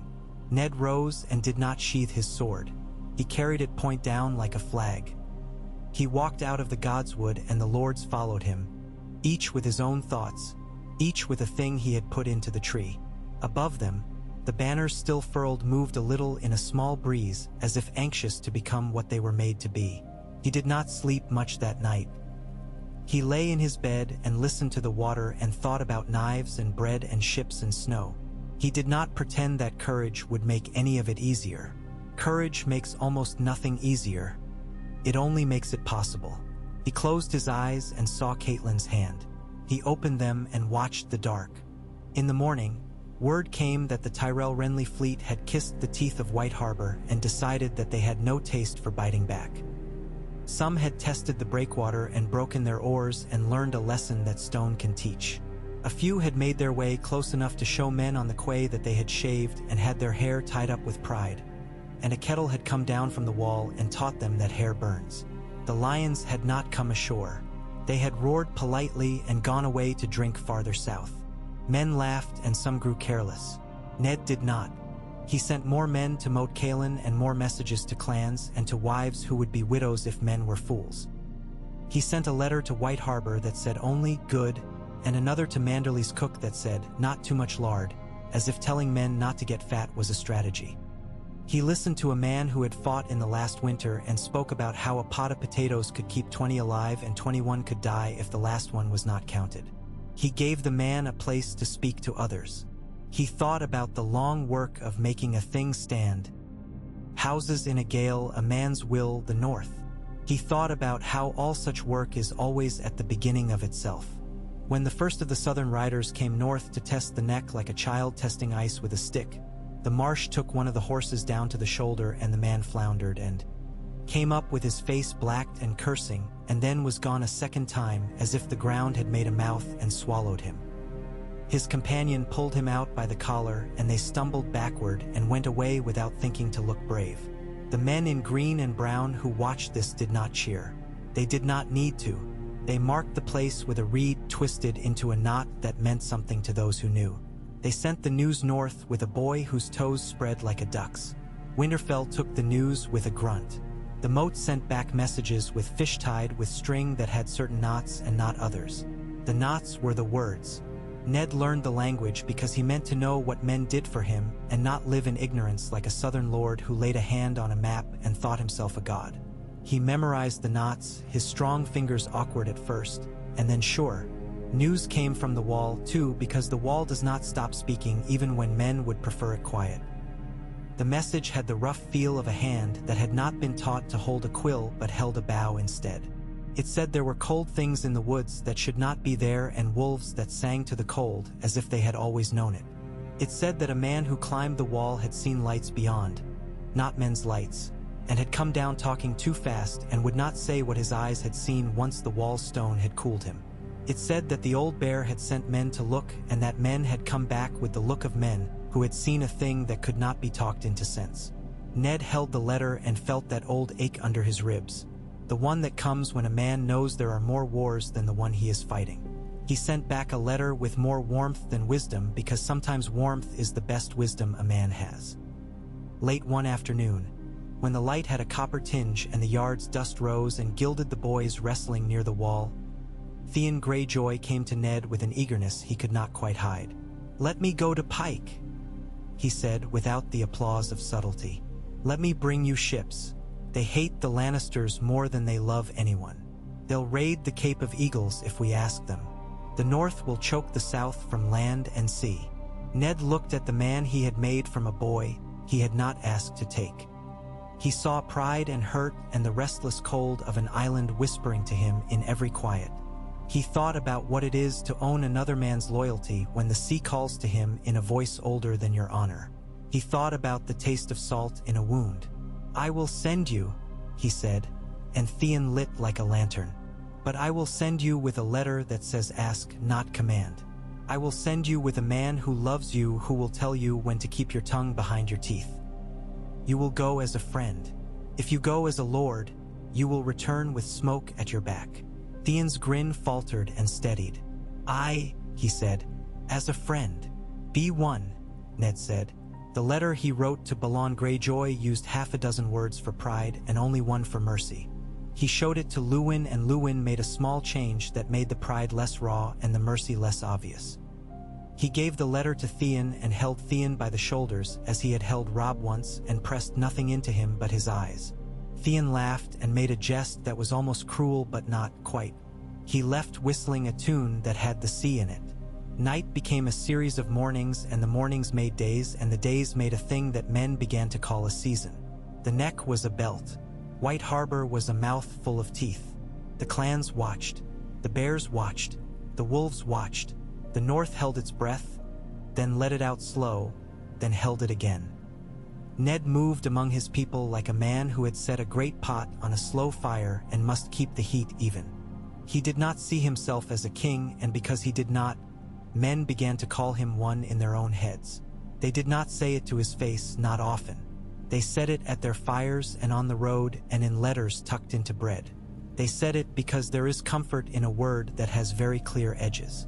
They said it because the old stories were better than the new ones. He walked, sometimes when sleep would not have him, to the crypts. He had not taken Rob there in years because boys resent the schooling of grief. He went alone and down, where the air is cold and close and a man's breath makes little clouds like beasts that do not go far. The kings looked at him with stone eyes and stone swords on their knees. They did not judge him. That would have been easier. They did something harder. They let him judge himself. He stood before Brandon, whose stone beard was wrong because no man remembers exactly, and before Lyanna, whose stone hands were folded too neat for truth. He stood before Ricard and remembered the smell of char and the way heat makes a sound when it moves over iron. He said nothing aloud. He said everything in his chest and let the stone hear it and keep it. When he came out, the dawn had only just begun to make a mess of the stars. He stood in the entry and breathed. He thought of Caitlin on the road and pictured, without quite meaning to, a moment of her standing by a brook and washing her hands and looking into water that did not show her face because water is rude that way. He thought of Sansa's neat hair and Arya's hair that defied combs. He thought of the South like a fever that a man can survive if he lets it run its course and does not die of thirst in the meantime. He went to the wall and looked north. The sky there was so big it made men smaller without cruelty. He stood until men wondered if he had fallen asleep like an old dog in the sun. He did not. He only allowed himself not to think for a moment. The wind touched his face. It did not ask him for anything. It only was. Behind him the yard woke. Hammers began to ring in the smithy. Boys shouted and were told to speak less and moved on to thinking their shouts and shouting anyway. A woman's laugh rose and made the morning sweeter than it had any right to be. Old Nan's step slid along the corridor and did not miss a beat. Somewhere a raven decided to eat and said so, rude as ever. Ned Stark turned from the north to the day. He had chosen a thing no man chooses lightly. He would pay for it in small coin and in heavy. He would count the payment and not look away from the count. He would do what he had said he would do in the Godswood because words, once said there, have a way of making a man into a shape that fits them. Each hour thereafter put its own weight into the scale, as quiet and inexorable as snow. He welcomed emissaries and sent them away with bread and salt and agreements that were less agreements than propositions. He drafted spears and withheld boys who did not yet know how to mend harness or mend themselves when they were hurt. He took counsel where counsel was worth taking and ignored it when it came wrapped in someone's pride. He stood in the kitchen doorway and tasted a stew that needed more salt and thought, absurdly, that the world would go better if men made more effort to make their stews right. He watched the hands that would hold the North and saw that some were calloused, some chapped, some manicured to a foolishness, and the foolish ones were not always the weakest. There was so much left to do that a lesser man might have put it off. He did not. He went on, steady as a wheel over ruts, certain that a wheel that keeps steady will not break even if the cart sways. He wrote to Stannis and to Renly both, letters that were not overtures so much as mirrors. He sent to the Riverlands not to ask for help but to tell. He sharpened the edges of his own resolve on every dull thing that presented itself. He taught himself, with Osha's patient drill, how to read a particular curl of smoke from a particular bog as promptly as another man read a crest in battle. He did the work that men will not sing of. He did it with a craftsman's stern pride and a father's tenderness. When men looked at him, they saw not a man reaching for a crown, but a man holding up a roof. And the North, which had always been its own kind of kingdom, felt it and shifted its weight to meet his. It hummed to itself in the deep places no map shows. It set itself like a shoulder to a door. It waited, ancient and awake, for the next knock. By the time the reins wrung themselves out over the neck, the first of the South's feelers had crept as far as the moorgrass and sank there like timid thumbs pressed into raw dough. A line of men in iron hats picked their way along a spit of firmer ground with the weary concentration of cats above water. The banners they carried were clean, too clean for this country, and their bright ribboned markers to each other snapped and sagged in the river wind. The crannogmen had watched them since midday from 6 places a foot above the eye and 8 inches below it. Ned saw only what Osha's people chose to show him. A knot of reeds moved against the small wind, the bitter shadow of a pole half hidden under duckweed, the kind of silence that is not inattention but appetite. The forward man stepped. His boot found something that was not ground. The marsh put a hand to his calf and tugged. He wrenched free, lost his shoe, lifted his foot as if he could shake off the neck itself, and laughed because fear becomes laughter when a man has company. He put his weight down again, and this time the marsh took the knee. His companions reached for him because that is what men do. 3 went down and the 4th saved the 5th and lost his spear. Somewhere out there a heron lifted with a grunt, annoyed to be moved to any kind of effort. The Southrons retreated the pace of 2 breaths and then stood, panting, and tried to look as if this had been reconnoitered wisdom. 5 times they'll try that, said the crannogman beside Ned. He had not given a name since that first day on the King's Road. He had not needed one. His face had the particular lack of expression of men who are thinking quickly. By the 6th, they'll bring a plank and a 6th man to carry it. We'll give them a 6th hole. Ned looked over the drowned hedge and felt the old and not shameful gratitude that men such as these walked under his banners. Do they learn? They learn to be afraid of the wrong things, the man said. They learn to shout to hear their own voices. They learn to count steps and then forget that the ground moves.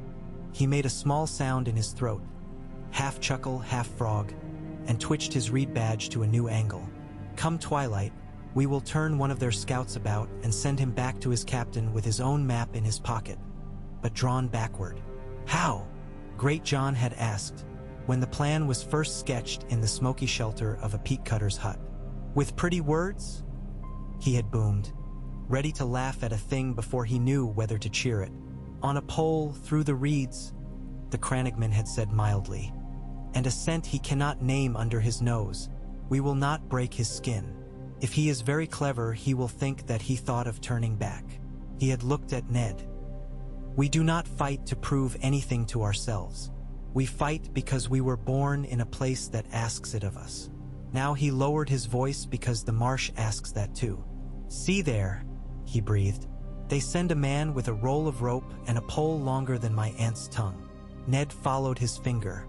The man with the rope felt the ground ahead with the pole, cautious as an old man with ice. The tip found a hidden plank and thumped. He grinned and took a step. The plank tilted under his weight and slid to the left 13 inches because 13 inches is what Osha's people had decided on. The pole came down where the plank had been, struck nothing, plunged. The man lunged to recover and the marsh caught him clean, waist deep. A cruel warmness up his belly that made his mouth go into a child's O. He dropped the pole and reached for the rope, and his companions pulled as men pull on a stuck door. The rope burned their hands and did nothing. The crannogman beside Ned put his 2 fingers to his lips, made a sound like a dragonfly. 2 others rose like shadows and slid out, walked in the water as if born to it, got the pole, set it under the man's armpits, levered him up with the slow geometry of leverage that no lord can make prettier than it is. He came free with a sucking noise and lay on his back, gasping. He would tell himself later that he had not screamed. In the moment he had. Send him home, the crannogman said. They sent him home by making sure he could find his own prints on a bit of firmer muck that had been prepared for him and nowhere else. He stumbled toward the downhill that was up, got to the dry, fell to his knees, put his forehead on his hands the way a man prays when he has learned there are gods after all. He went on all fours to his captain, rolled over like a dog that expects the lash, and showed the marsh on him, the rank black paste up to his ribs. The captain looked behind him toward the acres of short trees and russet and green and said something Ned did not need the words for. It meant, not here, not today, not this way. They'll skirt west, said the crannogman, satisfied as a carpenter who has set a door true. They will find a good bit of earth there and a stand of birch and think they've been clever as kings. We have a hole there too. I'll keep the Great John with me, Ned said dryly. If he sees no fighting for another day, he'll spear the cook. As you please, said the crannogman. Only tell him this. It's a victory when a man goes home stupid and alive instead of clever and dead. He knows that, Ned said. He just prefers the other kind. When the Southrons finally fell back entirely, as much as such men ever do, Ned left the hummock with its brush screen and walked the low ridge to the cluster of tumbled black stones that had once been a tower and was now a good vantage. The day had kept its rain in swaddling, but the water had a feel to it, a weight in the air. The marsh spits shivered when the wind went through the thin reeds. Behind him, Moat Cailin shouldered its broken teeth up out of the flat country and gave the lie to any map that drew castle walls as straight lines. Here, nothing straight stands long. The towers leaned, collapsed, stacked themselves in thick-lipped rings and walled wells of shadow. Men had fastened ladders where stairs were gone and laid planks across holes that went down farther than any man had had patience to measure. The place had killed 6 men last winter who had slipped where no man had any business walking in frost. And it would kill 600 Southerners if they came and tried to force it. It had done more in the past. Rob found him with peat on his boots and indignation on his mouth and did not say either. He stood with his hands on the low stone course and squinted into that treacherous distance the marsh makes between 2 trees. "Every hour we hold them here," he said, "is an hour Edmure holds them elsewhere. Every hour you eat dry bread," Ned said, "is an hour a man farther south does not have to eat his horse. Patience is a weapon men forget they own." Rob's jaw worked. "I can own it," he said, and said it as a boy promises he will grow big. "But I want to do," Ned finished for him. "I know," he almost smiled. "Hold that want like a hot stone in your hand without dropping it, and you'll be a lord the North will bless." He left Rob with that and went down among the stones, where Roose Bolton had arranged his men in a silence that got louder when you noticed it. The Dreadfort men moved well. They kept their straps tight and their mouths tighter. They made Ned think of knives in sheaths that had been oiled all winter and never shone. Bolton stood under a broken arch and let the rain touch his lashes without blinking. When Ned came up, Bolton watched him, the slow, cool quarter turn of a fish eye while the body remained still. "You have oars of mud," Roose said, in the way he said everything. Mild, as if the words could be warmed by a cup and drunk by anyone. "You will row well enough with them. What will you do when the river goes to stone?" "Before the river goes to stone," Ned said, "we will have burned all the boats south of the neck, and if they somehow find a stone to cross on, we will make it a stone that moves under them." He kept his eyes level on Bolton's. "I will not flay men to frighten others into stupidity. If you plan such, plan it for somewhere I am not." Roose Bolton's lashes came down and up. "I have no such plan," he said, and the words slid off his tongue like oil off steel. "I plan to keep my men warm and my own counsel. I plan to kill when it is time and not to make art of it." "That last I am glad to hear," Ned said, and held the pale gaze a heartbeat longer than courtesy would require, and not so long as to call it an insult. He left the arch and the man under it and felt behind his eyes that faint grit that comes before hard rain breaks.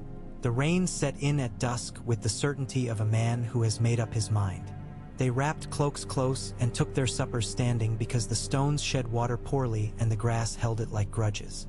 Rob swallowed hard on the piece of bread he had softened with broth and asked for more. Ned gave him the trencher and watched him, furious with himself for seeing Brandon's boyhood mouth in his son's anger. The wind moved across the marsh in long paragraphs. Somewhere, faint and oddly cheerful, a bittern made a sound like a man blowing into a bottle with poor luck. By morning, the Southrons were gone from the fringe they had troubled yesterday. Their sign lay there for a clever child to read. A bit of broken strap, a dead carp with a boot mark smashed into its silver belly, a fire patch carefully drenched and still smoking because water has a memory for heat. The empty space they left was as eloquent as ink. Ned's crannogmen wrote the message in their own way. 3 knots on a green cord sent up a narrow channel to a half-sunken stake, 2 dragonfly buzzes, a hand set palm down on the water and lifted dry. He had never thought to learn such signs at his age. He learned them now. He rode back to Winterfell the day the wind veered to the east and brought the clean cold that strips old smells off stone. The hall looked larger for having been full the night before. Wyman Manderley, stiff-kneed and magnificent, had lingered 2 days to spit gravy and wisdom both and had gone that morning, his guardsmen's cloaks snapping like banners in the brisk light. His ships lay in the river rowed below White Harbor with their noses half-turned south, proud and impatient as stallions at the bit. His men had left laughter in their wake that made the kitchens quicker. When he was gone, the air felt less expensive and more stern. Lewin met Ned at the yard's edge with a sheaf of messages tied with string and his hair flattened by his cap into clever ripples. "From the south," he said, as one might say from a storm. "From Lord Stannis on Dragonstone. From Renly at Highgarden.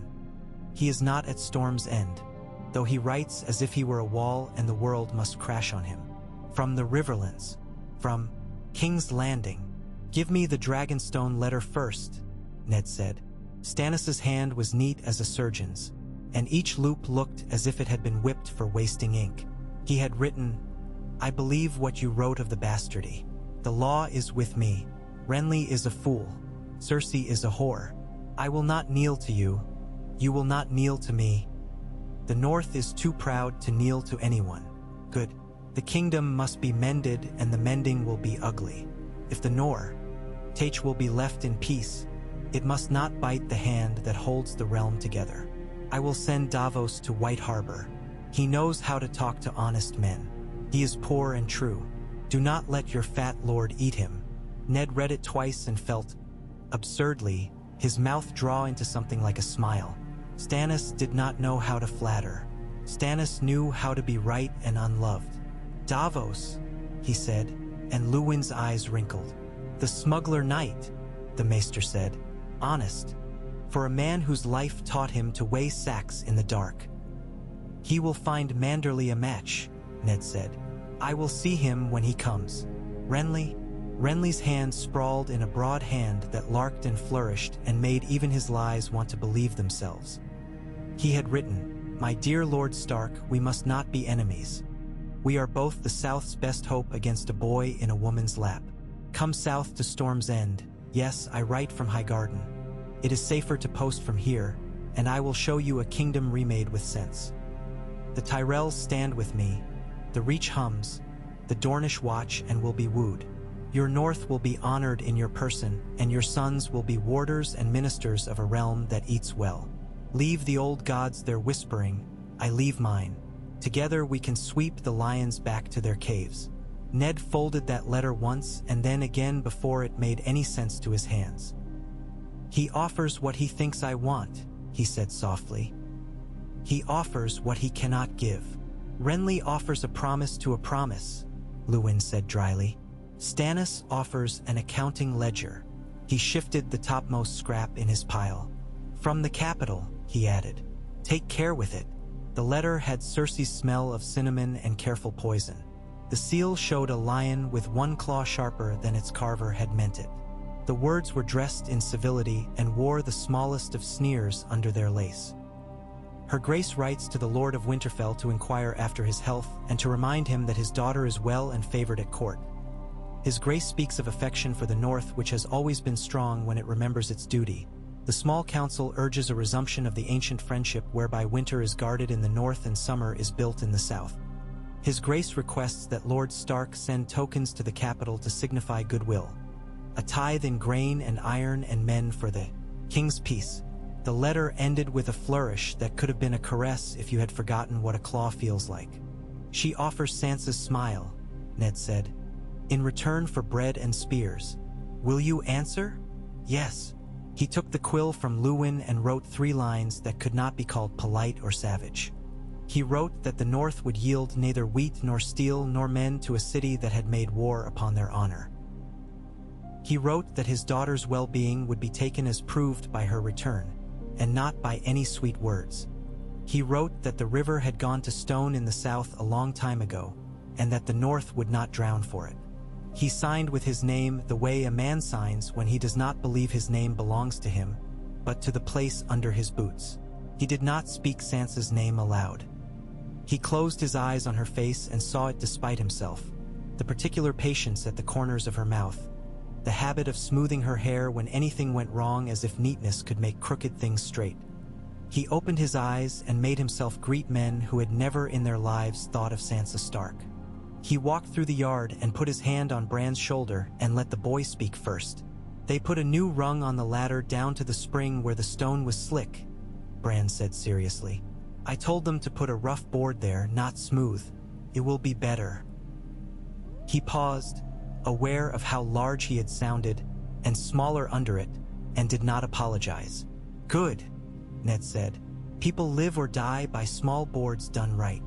At White Harbor, Davos Seaworth's knuckles went white on the rope of a hired cog as the wind turned sour and urged the ship to show more of its belly than was civilized. He did not vomit. He had learned salt as a boy. He stood under the lee of the mast and watched the white arms of the breakwaters take his ship into their embrace with unsentimentality. The harbor stank of pride and fish. Men laughed the rough, generous White Harbor laugh. Boys refused to get out from under the way of the carts and then learned to. He found the Merman's Court by following the green stone as a man follows green water into a still pool, and then followed the smell of roasted onions to a hall where the largest man he had seen this side of a giant gave him a smile so gracious it might have been a trap. You are Davos, Wyman Manderley said, and made the name sound like it had earned a chair. And you are Stannis's. I have some candied lemon for you. It keeps the stomach sweet. He gestured to a seat that looked, disquietingly, like a small throne for a large boy. Davos sat, uneasy in good clothes, and laid his hands on his knees and spoke without flourish because he had none. My lord, Lord Stannis believes what Lord Stark has written him. He will not court the North with lies. He has none. He says he will leave you in peace if you will leave him the South to mend without greeting him with steel. He says he will punish the Queen and all who have made betrayal a trade. He asks you not to throw your men away on the games of boys. Wyman nodded as if counting the beats of a minstrelsy. And what will he take from us, if he does us the favor of leaving us be? Davos's smile was brief and unadorned. Nothing he can carry, he said. Nothing you do not give him. Lord Stannis does not know how to flatter a man into giving up his sons. So I have heard, Wyman said, and stroked his beard as if it were a contented pet. He knows how to keep accounts. The North likes accounts kept. Tell him this. I will feed his ships when he needs them fed, and they are not trying to feed on me. I will not close my gates to him when winter runs down the coast and he has nowhere to warm his men. I will not kneel to him unless he brings me a thing that cannot be refused without everyone dying at once. And tell him that his Davos is well thought of in White Harbor and may have my cook's best pasties without paying for them. If I like a man, I feed him. If I love a man, I do not tell him. I feed him more. Davos grinned before he could remember his station and then turned grave. Your lord replies like a Northman, my lord. I thank you. Thank the onions, Wyman said. They keep my wits sharp. And tell your lord that winter bites harder here than at Dragonstone. If he means to mend the South before cold comes, he will have to do it quickly. In King's Landing, Sansa learned the sound of rain as it falls against red stone and runs down into the mouths of gargoyles that have seen 100 years and 100 kings and got no kinder. She learned the taste of words chosen for their sweetness and aftertaste of iron. She curtsied to a queen whose bracelets marked the slow tolling of the day with each soft clink. She said yes when yes would keep her breathing for another hour. She smiled when smiles were a currency, and kept a few in the lining of her sleeve for the hour when she would have none left. Cersei read the North's reply at the council table and let the paper rest on her fingers as if the weight of it amused her. Winterfell grows bold, she said lightly. Lord Stark must be deaf to reason. I wonder if he hears at all. Deafness is not his ailment, Varys murmured, pale hands folded like a spider considering its own web. He hears very well. He hears the old gods in their leaves. He lifted his lashes the merest degree. It does not make him easy to reach with silk. Littlefinger's smile was as practiced as a picker's fingers. Not all men can be bought with the same coin, he said pleasantly. Some count how a thing is done and call it worth. Complicates the market. Then change the market, Cersei said. not looking at him. Send riders to the twins. Tell Walder Fry the North will not be coming to his halls to eat his poor food this year. Ask him if he prefers to have his toll in coin or pride. Lord Walder, Pycelle wheezed with the slow satisfaction of a corpse that believes itself witty, prefers to have his toll in humiliation. He will charge us twice for the pleasure of making us kneel to be measured. His beard trembled like an old curtain. Let him measure, Circe said. She refolded the North's letter, put it to the candle and let it catch and curl until it blackened and burnt her fingers a little. She closed her hand around the ash and smiled with her mouth. We will keep the girl well, she said to no one in particular. We are not monsters. Perhaps one day her father will learn good sense and send me his knee in a box. Sansa stood under the balustrade and did not move because moving would have made her visible. The hound's shadow cut across the floor and then veered. He had a way of turning aside from you that felt like mercy you had not earned. When he passed her, he made a sound low in his throat that might once have been a laugh and might have been anything. She stared at her own hands and thought about writing. That night she wrote to Robb. She wrote, I am safe. She wrote, I eat well. She wrote, I am treated kindly. She wrote what the Queen wished to be read. She folded the paper and pressed the seal on it and let a drop of wax fall on her thumb and did not flinch. Then she took a hair from her own head, long and red-brown as a polished chestnut, and twisted it into the wax, a thing no one would notice, not even the maids. When Robb saw it, if he saw it, he would touch it and know she had been a girl still and had thought as girls think. I am still me inside the pretty words. On the road north out of Derry, Yoren's column made itself ugly and forgettable on purpose. They were not a column in truth. They were a spill of men and boys and two women with shawls over their hair in a way that said, don't look. They looked like small folk who had learned to look thinner than they were. Arya kept her head down and learned to use her ears the way Syrio had tried to teach her. She had a list of lessons she had not paid enough heed to and now discovered their cost.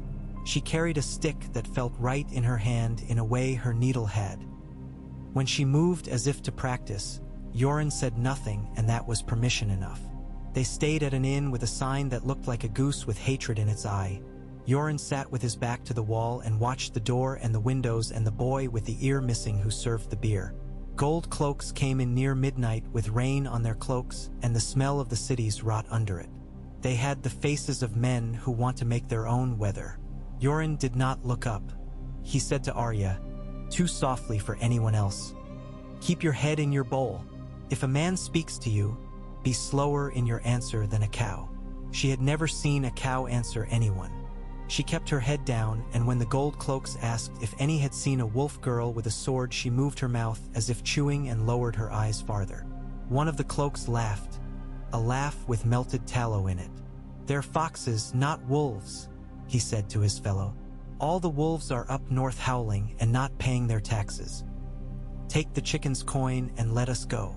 They took a third of the coin the innkeep had not meant to show them and left fingerprints in dried grease on the door. In the morning, Yoren made them walk through a runnel where the water ran slow and earthy. Mud hides smell, he said. Gold cloaks hunt by pride. Sniffing would be better. We will help them be as bad as they are. He coughed and spat. He had a soldier's cough, old dust in it. He would not live to be an old man, Arya thought, and then looked at his hands on the reins and tried to remember each scar and what it might have meant. That night she dreamed of a room with a wooden floor and the sound of a stick on it, and did not cry when she woke because her eyes felt used and dry as old leather. At Pike, the sea struck stone the way anger strikes a cheek, and the sound went back and forth between cliffs and out to the horizon until it was a wall of its own. Theon had forgotten how the sea's voice got into a man's bones and made his walking different. He had been a boy when they took him away north and made him into something that could live in a room without windows. Now he stood under the black tower that had slumped its whole life under the wind and tasted salt so sharp it made his teeth ache. Aaron Damphair met him with seaweed in his hair and a smile that had too many certainties in it. The drowned god has had you by the hand a long way, he said. He brings you back to be made clean. I am clean enough, Theon said, and grinned because a grin is a thing that can save a man if it is placed correctly. I came to bring words from the wolf you gave me to. He sends friendship. The wolf sends chains, Aaron said, with a compassion that felt like a push. But you have come to take yours off. Your father will give you back your name beneath the waves. You will cough water and be born again. Theon let himself be pushed to the edge of the slick steps and looked at the black water churning there. He had loved the sea once. He was not sure he did now. I will see my father first, he said, and heard in his own mouth a tone that had been learned in Winterfell.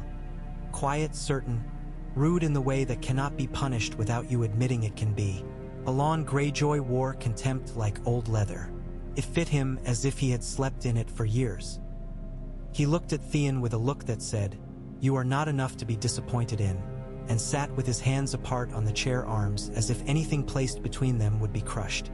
"Stark sends you to me," he said, tipped a look at the letter, did not reach for it. "Does he think I will wag my drowned tail and come to his whistle?" "He sends me," Theon said, refusing the quivering eagerness that had always crept into his chest in this hall. "He asks what you will take to hurt the lion. The lion has clawed his honor.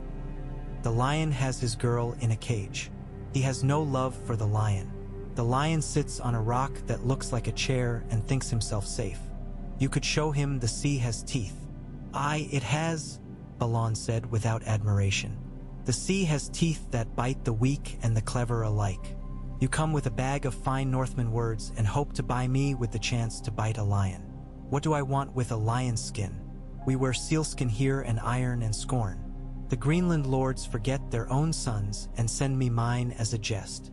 Asha leaned against the window pillar with her mouth crooked at the corner in a way that made it clear that she knew more than both men and had grown up with that knowledge. "He sends a bargain," she said to her father. "Food at White Harbor when the seas go bad. Dry docks for our ships when our own wash away. Letters that say, 'Not enemy,' when every Southron will write foe on our foreheads if they have a pen and time."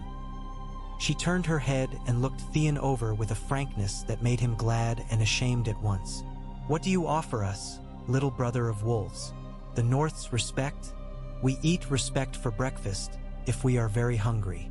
"I offer what I can," Theon said, and kept the flair out of his voice because it would do him no good here. "We do not command you. We ask you to raid where it will do the most harm to the men who would see you hang, and the least harm to the ones who will not trouble you. There are fat stores in Lannisport and fat ships. There are barns on Cape Wrath filled with the Reach's pride. But if you come to the bite and the white knife, you will find only nets." Balon's mouth made a line. "You know where the fat is," he said. "You know where the meat is. The Greenland boy has taught you to count his neighbor's sheep." He lifted his hand. "Go drown the boy," he said to Aaron. "If he floats, he is mine. If the sea keeps him, he was never worth the name." Theon went down to the stone steps and let himself be held under by a man whose hands were surprisingly gentle. He tried not to think of Winterfell's hot springs. He tried not to think at all. The water filled his nose with the taste of iron-hard salt. His lungs bucked.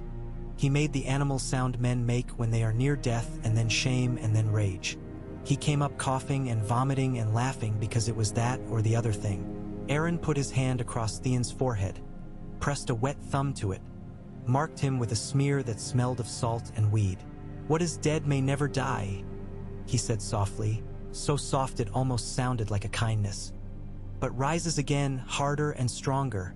When it was done, Asha wrapped Theon in a length of coarse wool that could not be called a cloak. She walked with him along the black causeway, letting the wind take her hair and not minding. "You do not know if you belong to us or to them," she said conversationally. "That can be used." "By whom?" "By you," she said. "By me if I am lousy with luck. By any man who wants to put you on a post and see which birds will come down to feed." She turned, stopped him with a hand at his arm. "Tell your wolf this. If he leaves us our rocks, we will leave him his trees. If he asks for our ships to hold the bite, we will ask for his men when winter breaks our nets. If he calls us thieves, we will call him fool and take what we like. If he gives us names, we will answer." "He will not give you a crown," Theon said, knowing the word would be a sore tooth Asha would poke. "Nor will the South," she said, unbothered. "I am content to have my own hall have a roof without holes that show me the stars in weather I do not wish to see them." She grinned, wolf quick.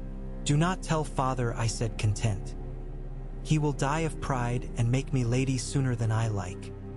Theon left with a letter in his pouch written in Asha's clear, sardonic hand and countersigned by Balan with a mark that had more contempt than ink in it. It said, "We will not raid your north this season. We will not welcome your enemies. We will do as we please elsewhere. We will speak again before the ice comes." The sail that took him back to the mainland snapped and sang. He stood at the railing and watched the iron islands sink back into the weather, felt something in him stretch between black rocks and gray walls, and did not know if the stretching would make it stronger or tearing would come. At the wall, the wind never stopped long enough for a man to think that peace was a natural state. Jon Snow woke with his fingers stiff and his cheeks chapped raw under his eyes where tears and cold make a man look weak and strong at once. Ghost lay with his head on Jon's boots and breathed like a bellows. Sam puffed up the stair with a letter that had already been read and read again. Sam could not keep from reading, and this wound was not salt but ink. "From Winterfell," he said, trying and failing to make it sound like any ordinary thing. "Your Lord Father has declared." "I know," Jon said. "The last one said, and the one before." He took the new letter anyway and read it and heard his father's voice in sentences that did not ask anything of him but sense. He heard Robb's pride stitched into the corners where the words went too far and were pulled back. He heard, small as a bird, Sansa, because she had tucked a hair into the wax and the Black brothers had laughed at him for staring at it like a boy and then had patted his shoulder when they thought he did not see. He folded it and put it under his mattress. "We will go out today," he essayed. ID to Sam to stop his own thinking. "The old bear wants sign. The dogs took a scent last night." "You mean," Sam said unhappily, "the cold kind?" Jon did not answer. He strapped on his sword because a man does not climb the wall without a sword even when he knows it will be as much use as a stick against snow, and went to the yard. The old bear stood hunched in his furs with his beard bristling. He looked like the wall had built itself a man. "We go out to find where the trees remember something they cannot like," he said. "We go out because men have seen lights and went to find their words and came back without them." Jon put his hand on Ghost's neck. The fur was colder than it had any right to be and then warmer. He thought of Winterfell and of old gods in leaves who watched men make little kingdoms and throw them away. He thought of his father paying for truth with grain and ships. He thought, the North holds, the Wall holds, both must be true at once. He went out into the white with the others and the door thumped behind them in a way that makes a sound in a man's bones. White Harbor sent word that 2 ships painted with lion heads on their prows had tried to come about the outer teeth in a tide that did not want them and had learned what Stone has been telling the reckless since men learned boats. One had limped away with more water in it than wine, oars thrashing like a beetle's legs. The other had come under the wall and been kissed with a jar of pitch in a way that made the men aboard decide that their pride had been flattered enough for one day. Manderley's letter to Ned had a piece of grease on it and a crumb caught in the crease. He had written, "The sea knows her own. We fed her as much as we had to. Your Davos is a man who eats with his eyes on his plate and not on your silver. I like him. He tells the truth and makes it sound like a coin you found in a muddy street and are glad of. He says his king will hang the queen. If he does it, I will eat 3 oysters and thank him." Ned read that last line twice and rubbed the bridge of his nose until the ache drew his attention from the ache farther back. He signed to Luwin to draft a reply that said what needed saying and nothing that would be remembered by men he did not trust.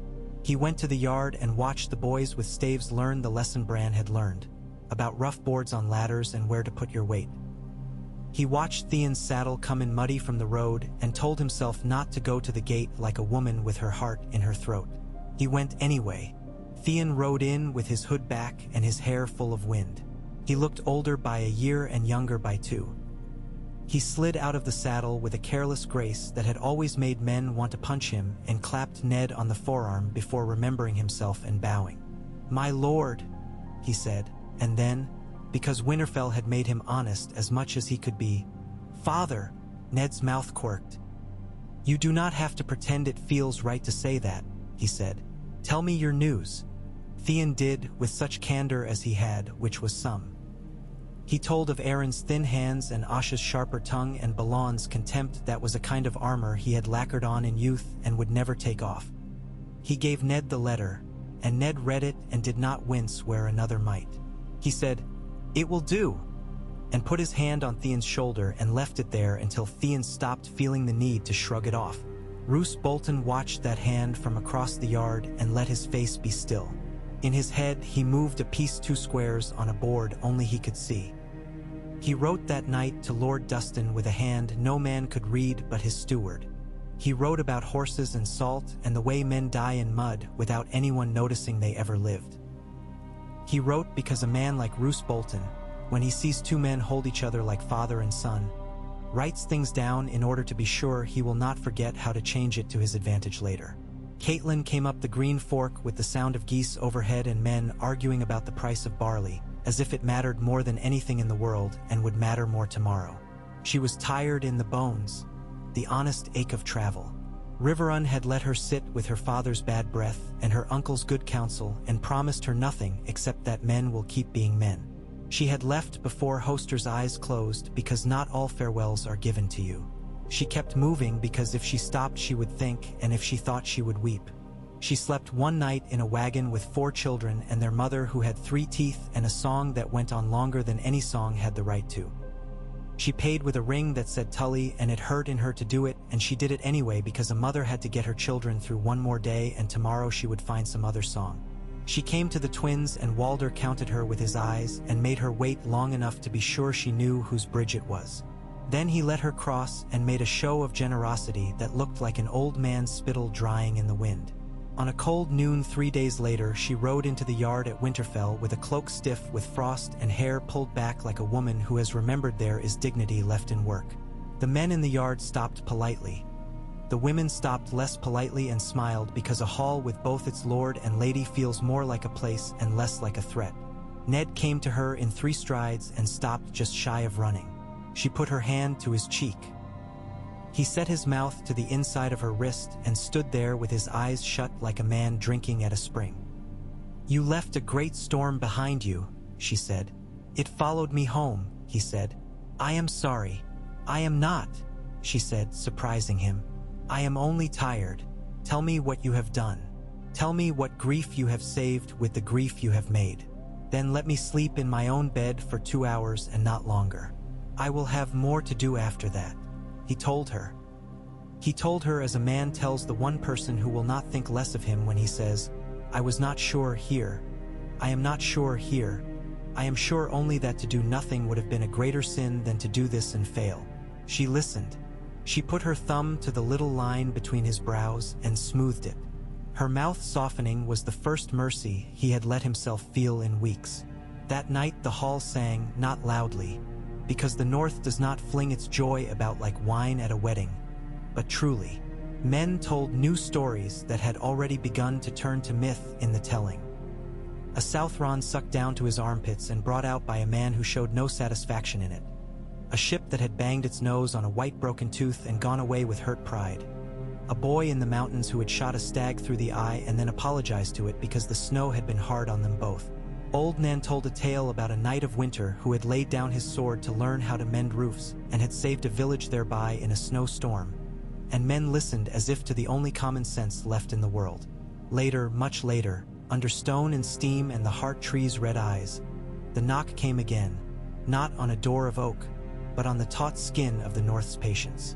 A raven came down through the mist to the rookery window with a bit of black wax on its leg, a flourish from a hand that meant to make a point. The bird pecked at the iron rim as if impatient to spit its burden. Luwin took it. The chain around his throat chinked a little. He brought the letter to Ned without waiting to warm his hands. It said, in a neat hand that liked to write its name larger than its title, "Renly Baratheon has put a crown on his head at Highgarden and called himself king. The Tyrells put bread and roses in his hands, and the Stormlands clap like boys at a mummer's show. Stannis calls him traitor and readies ships. The riverlands burn and Harrenhal coughs. The queen keeps your daughter for a hostage and says it's sweet as honey. The West Arms. Choose your winter. Ned set the letter down and felt all the small, careful things he had set in motion continue to move without noticing a crown in the south.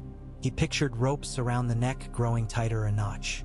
He pictured Manderley's ships lying across the white knife like sleeping fish that will wake with teeth. He pictured Roose Bolton standing very still while pieces moved in his head. He went to the Godswood and stood where he had stood before. The hot springs breathed and the red eyes watched. He said no words at first because sometimes what is needed is not an oath but a bearing.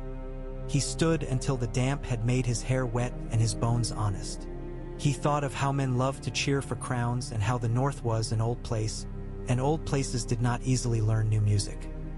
He thought of Caitlin sleeping in the next room, of Rob on the marsh's edge, of Bran carving faces, of Rickon in a butter dream, of Theon halfway between two tides, of Sansa holding her smile like a candle in the wind, of Arya walking in the shadow of Yoren's bad jokes, of Jon going out into white without hope of song.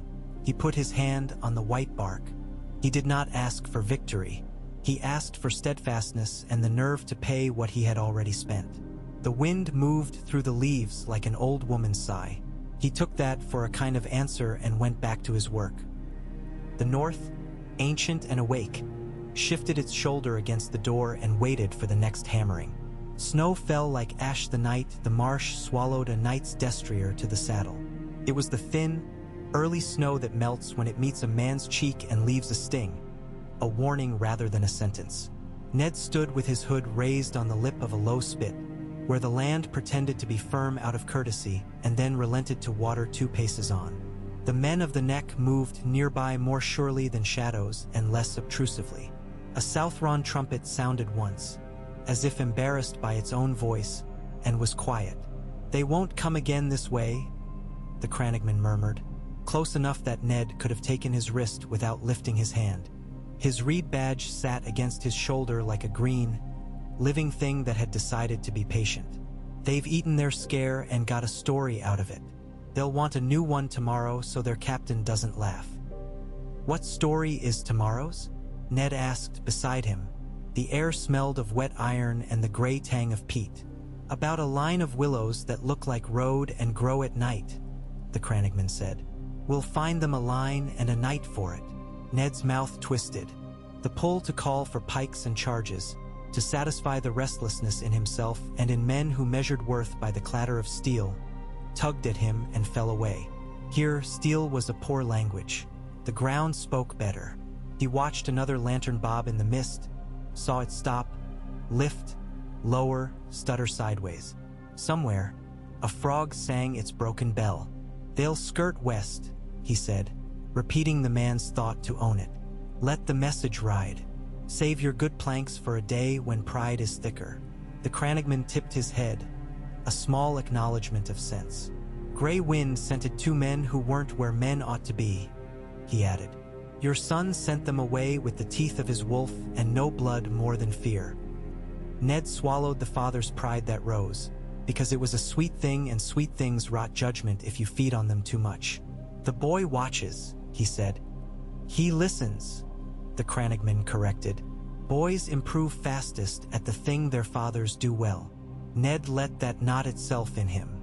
Snow thickened into flakes that made the lanterns wear halos and the reeds bow with poor grace.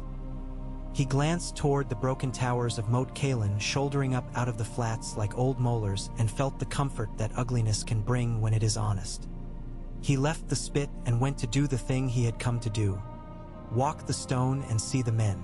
The Dreadfort levy paired their quiet with competence in a way that made the hairs at Ned's nape rise in reflex.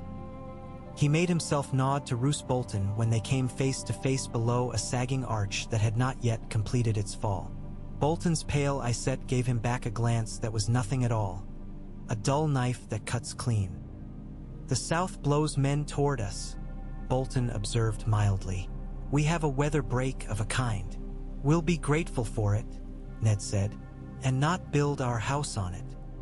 He passed on, felt the lingering of that gaze between his shoulders, and told himself, "Remember who watches you when you do not look back." By dawn, The last Southron lantern had gone out as if pinched. Ned turned north along the ridge with Rob. Gray wind paced them, a pale blur at the corner of Ned's eye every time the young direwolf leapt a rivulet and landed in a spray finer than rain. He moved without the raw awkwardness of summer's pups. There was a quiet intentness to his speed now, the strength of sinew knit by hunger and work. Rob watched him as a man watches his own hands. "He doesn't like the smell of their leather," Rob said. "It's tallow and the city. He'll not go near it, and he'll not let me unless I forbid him to." "You hear him?" Ned asked. Rob made a face, boy and man wrestling there. "Not in words, just no." He hesitated, then risked it. "Do you think the old gods hear them?" "I think the old gods hear anything the wind carries and the roots touch," Ned said. "Whether they care is what men argue about after their cups. Walk around the soft places. Your Uncle Benjen used to jump them and make me half mad, and then show me he'd left no trace at all. The name hung there." Rob took it in without flinching and stored it as a man stores a tool he will need later. By the time Ned rode through Winterfell's gate that afternoon, the thin snow on the yard had been churned to a paste by boots and hooves that made a smell like bread and clay. Luwin came with a strip of vellum tucked under his chin to keep his hands free. He walked as a man walks when his head's weight is greater than his body's. "Letters," he said, and listed them like a ledger. "Harrenhal, White Harbor, Dragonstone, Highgarden by way of Bitterbridge. The Wall." He held one apart between two fingers. "King's Landing. It has too many words." "Put it last," Ned said, and took the one with the wax-stamped plane. He recognized Davos's hand before he had read 3 words. "There is a woman at Dragonstone who looks too long at flames, but the man who sits the Lord's chair looks at figures. He says he will burn no north unless it rises against him. He says the queen is a rot and must be cut afore winter makes it fester. My lord, I do not know what gods decide, but I know the smell of rot. It is the same in a hold full of onions and a hall full of courtiers. I send this by a ship with a captain who can count casks without moving his lips." Ned smiled once with his eyes and handed the letter to Luwin. "He will not be our friend. He will not be our enemy. That will do. Renly has crowned himself," Luwin said, sparing him no blow, "on a green lawn where men wept because the rose bled, and never thought to check whether the knife was in their own hand." "How long till he and his brother pull the same rope?" Ned asked. "Not in time to save each other," Luwin said. "Not in time to trouble us, if we do not make ourselves a morsel. The Riverlands are aflame. Lord Edmure writes with pain through his leg and with pride through his ink. He holds. He asks for—" Luwin's mouth made a small line. "For your presence, which he will not get," Ned said, gentle as he could be. "He will get what we can send north of his trouble. Grain, cloth, iron. If men go south, it will be in a way that leaves the neck only as far behind as their last step." Luwin nodded as if he had expected no less and was pleased to have the weight named aloud. "Manderley sent a basket with his letter," he added almost diffidently. "Pasties, 6, onion, fig, beef, and one I cannot name. He writes that the unknown is his compliment. I have set them aside, lest the hall devour them and the men tell tales about the extravagance of White Harbor." "He fed Davos," Ned said. "That will have done more for Stannis than a speech in the Godswood." Luwin's smile came and went. "The Wall writes," he said then, and something in his voice sobered the air. "Lord Mormont says they saw lights where men do not live, and found a ring of dead wood that had not been cut by men, and something in the snow that did not take their tracks. He says he will go farther. John writes," he paused, "as a son would. He says he is what he is. He asks for bread and news." "Send him bread," Ned said, and found his throat tight for no reason that had anything to do with the short letter. "And send him this. The North holds and the old gods are listening. If he sees a thing the South will not believe, the North will. And send him a good pair of gloves. He will not ask for them until his fingers are gone." Luwin bowed his head. "Sansa," he prompted gently. Ned took the capital's letter and slit the lion. The flow of it turned his lips cold. Salutations. The Queen's sweet voice. The small council's collective concern. Assurances that the girl was blooming. A list of small privileges permitted her. Embroidering with the royal party, lessons with septas with soft hands, escorted walks in gardens that smelled of orange peel and spilt wine. Requests for wheat and iron and men. A final flourish that made Grace look like a noose. He wrote his 3 lines without looking at Luwin. The quill scratched. The wax cooled. He handed it back and breathed as if he had been under water too long and had only remembered air when he saw it. That night he found Kat in the small solar where the steam from the springs wandered up through a lattice and made the room's stones sweat in a way that comforted him as much as any fire. She sat with her hair unbound, combing it as she had when they were newlywed and shy of each other's bones. The comb caught. She cursed softly. He felt the old rush of tenderness at that trivial truth of her. "Renly?"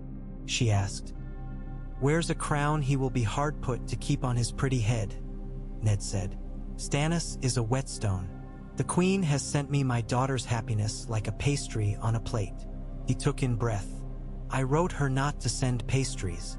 Kat smiled without humor. "She will send knives with sugar on them then." She set the comb aside and looked at him a long moment, weighing him as she weighed grain. "What have you had to refuse today?" Pride. "Fear. Ease," he said, sitting across from her.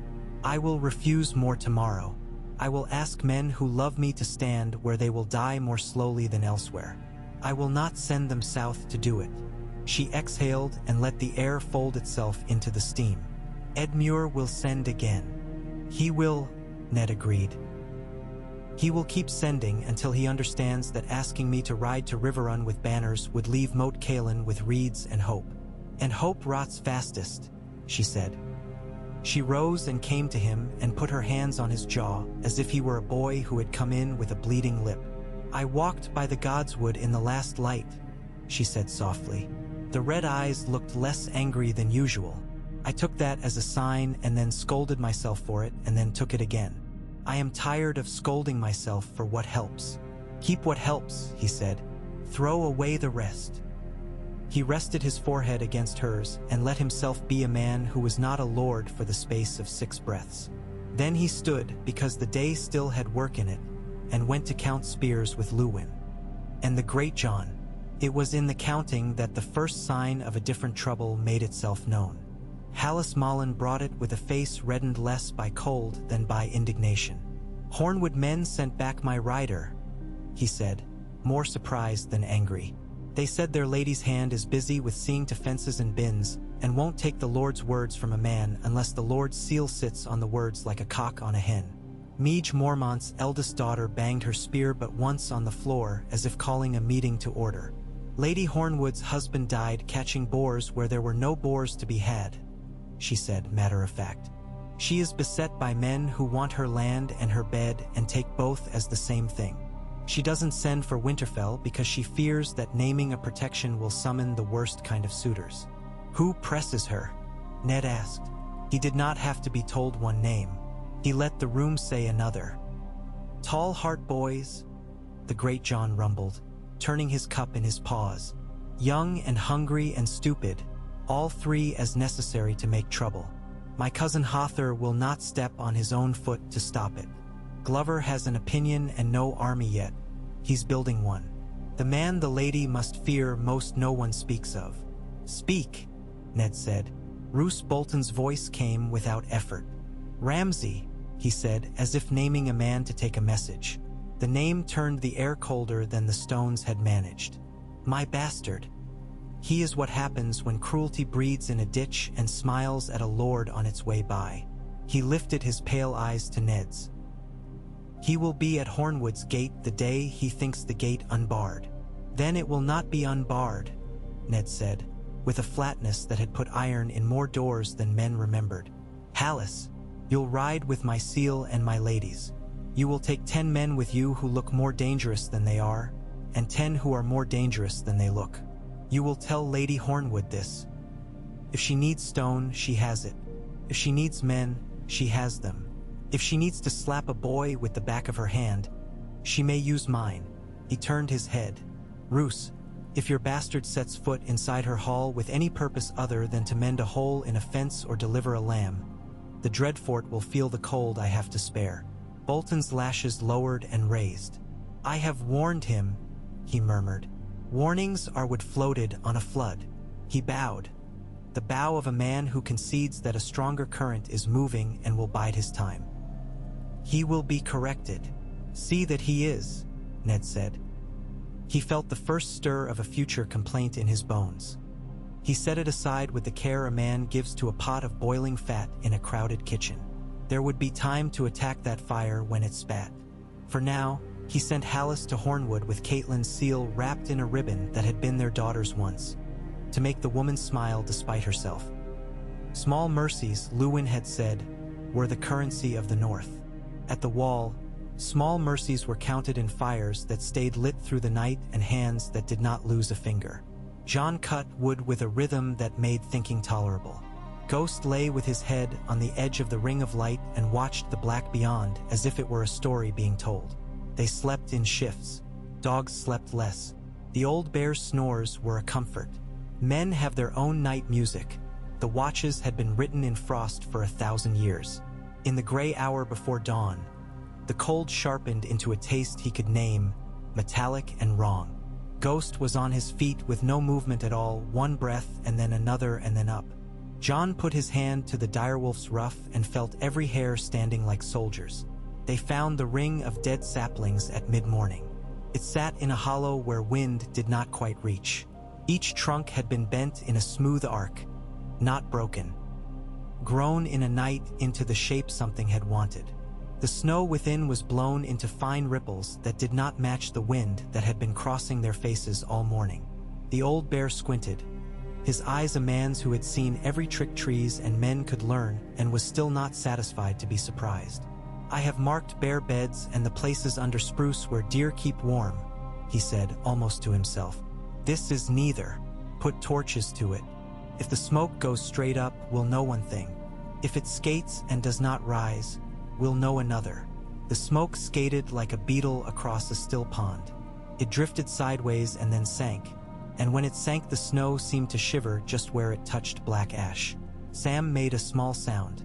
John tasted metal and fear at the back of his throat, a taste he did not like to admit to. We should go back, he said quietly. We should go forward, the old bear answered as he must. And then back, not to be heroes, to be honest. They went on. John's eyes kept finding white where white was not quite white, something that caught the corner of sight only and made the hair on his neck prick.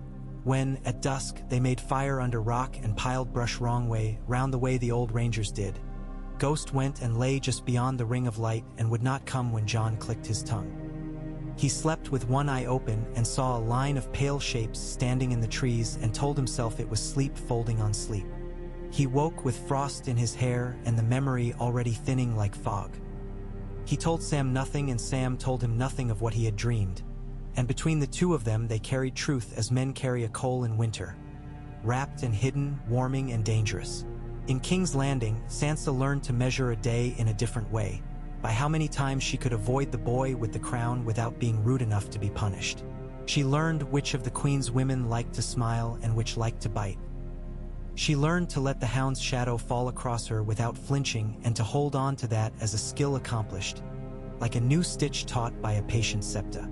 She learned the taste of fear run thin, like wine watered 3 times until only the ghost of it remains and you cannot say you have drunk anything at all. On a morning when the light on the tower was the color of teeth, Joffrey took her to see the heads on the spikes above the castle gate and lectured her on treason as if he were a maester with soft hands and good ink. She looked where he pointed and did not faint. She saw only a rush of crows lifting as if they had been the souls of those men and had taken a better shape. She walked back over the yard with her back straight and her mouth set the way her mother's had been when she had to do something that hurt and did not want to show it to the children. In the balcony shadow, the hound said without moving his lips, "Good." And she did not thank him because she had not the strength to make a courtesy. That night she put a hair into her wax again and wrote, "I see birds every day." She tore it up and wrote, I see the sun when it rises. She tore that and slept without dreaming. Renly held court in a garden full of roses so heavy they bent their own necks and made courtiers coo. He wore a cloak that would have cost a village a year's bread and a smile that cost him nothing. Men loved him and he loved that they loved him. When a man loves you for your ease, you pay for it later if you ever pay. Stannis stood in a narrow room with little light and counted ships and barrels and swords and names of men who said yes and meant maybe, and names of men who said nothing and might mean sense. Melisandre stood in the doorway sometimes and watched the Lord of Dragonstone not burn and did not look disappointed because she did not often look anything at all. She saw wolves in her fire when she looked for dragons and marked that as one more proof of what she had said all along. Darkness first, then light. She did not send that certainty in any letter. She kept it as people keep jewels, heavy, cold, and for themselves. Davos came back to White Harbor with a basket of smelling apples for Wyman's cook and a face seamed by weather into a map any Northman would approve. "He will not bend," he said to Manderley, meaning his lord. "He will break or mend, but he will not bend." Wyman chuckled once and went on counting barrels. "A man who will not bend does well in the north," he said. "In the south, breaking and mending look the same, and men clap either one. We will keep on liking him, even if he makes us die of it." He offered Davos a pasty. "Eat. When a man is brave for me, I feed him. When he is brave for someone else, I feed him more, so he remembers that I am kinder." At Moat Cailin, the South sent a proper test. A banner with a boar upon it led a column along a low ridge that had the look of dryness from afar.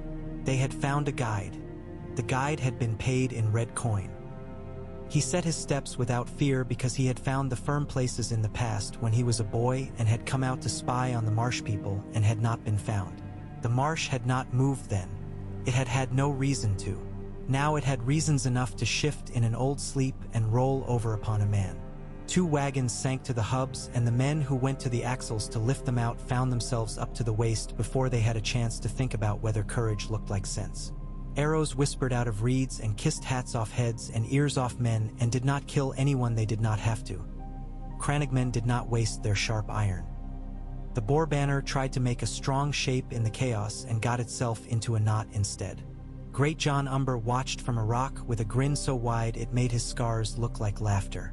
"We could go down there and break them and taste it for a week," he said. "We could wait an hour and they'll break themselves," Ned answered. "And we'll taste it longer because the taste won't have our dead men in it." He put one finger in the air like a man checking wind in a field. "If they don't pull their wounded out, send 2 of your best swimmers. We'll pull 2 out for them and send them back. Let their wounded tell the tale. It saves us arrows and it feeds fear." The Great John stared at him and then laughed until tears came, clapped him on the back so hard he staggered. "The South will call you cruel," he said with approval. "We will call you clever and make it even." By nightfall the boar banner shivered away into mist, leaving 2 of their dead hung up on hummock grass like clothes forgotten by a careless girl.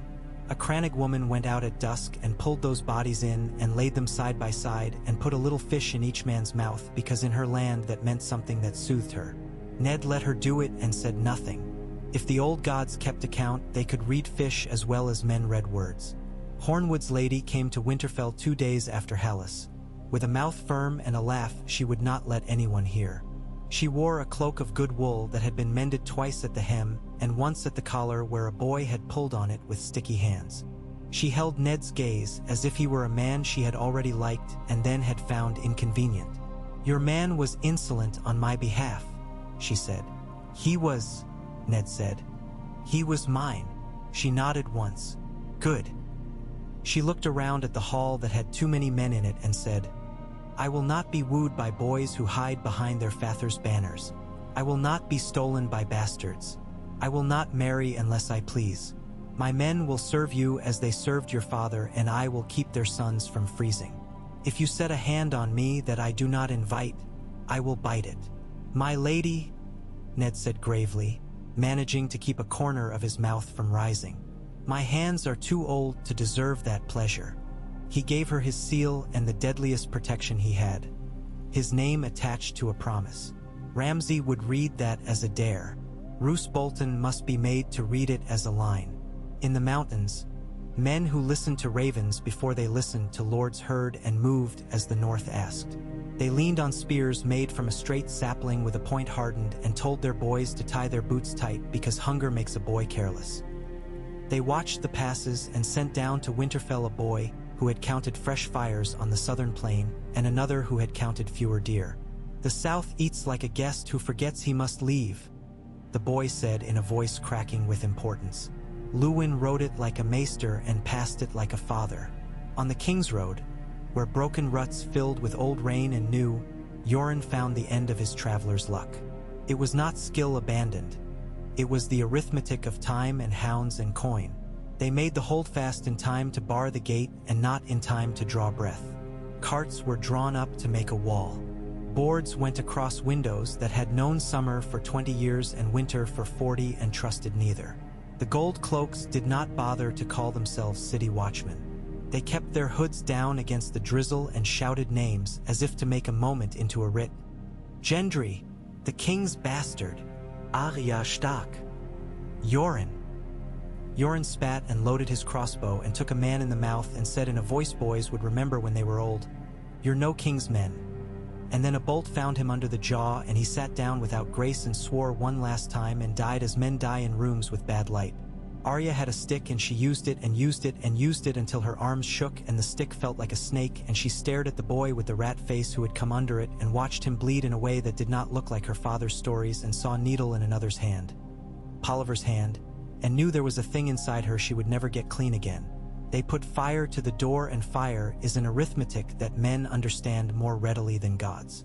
The smoke drove them to the cellar, and the cellar had a back way, and the back way had men with knives who did not laugh. Gendry took a blow on his arm that made a sound like a stick breaking and swung with the other, as if he had never been coerced by anything in his life. Boys who had not had time to be anything learned to be something or to die. When it was done, the holdfast looked like a story men tell about war when they want a drink for an excuse. Arya went out into the char and the rain with ash in her hair and her eyes full of things she would never give away. She had lost her sword. She had not lost herself.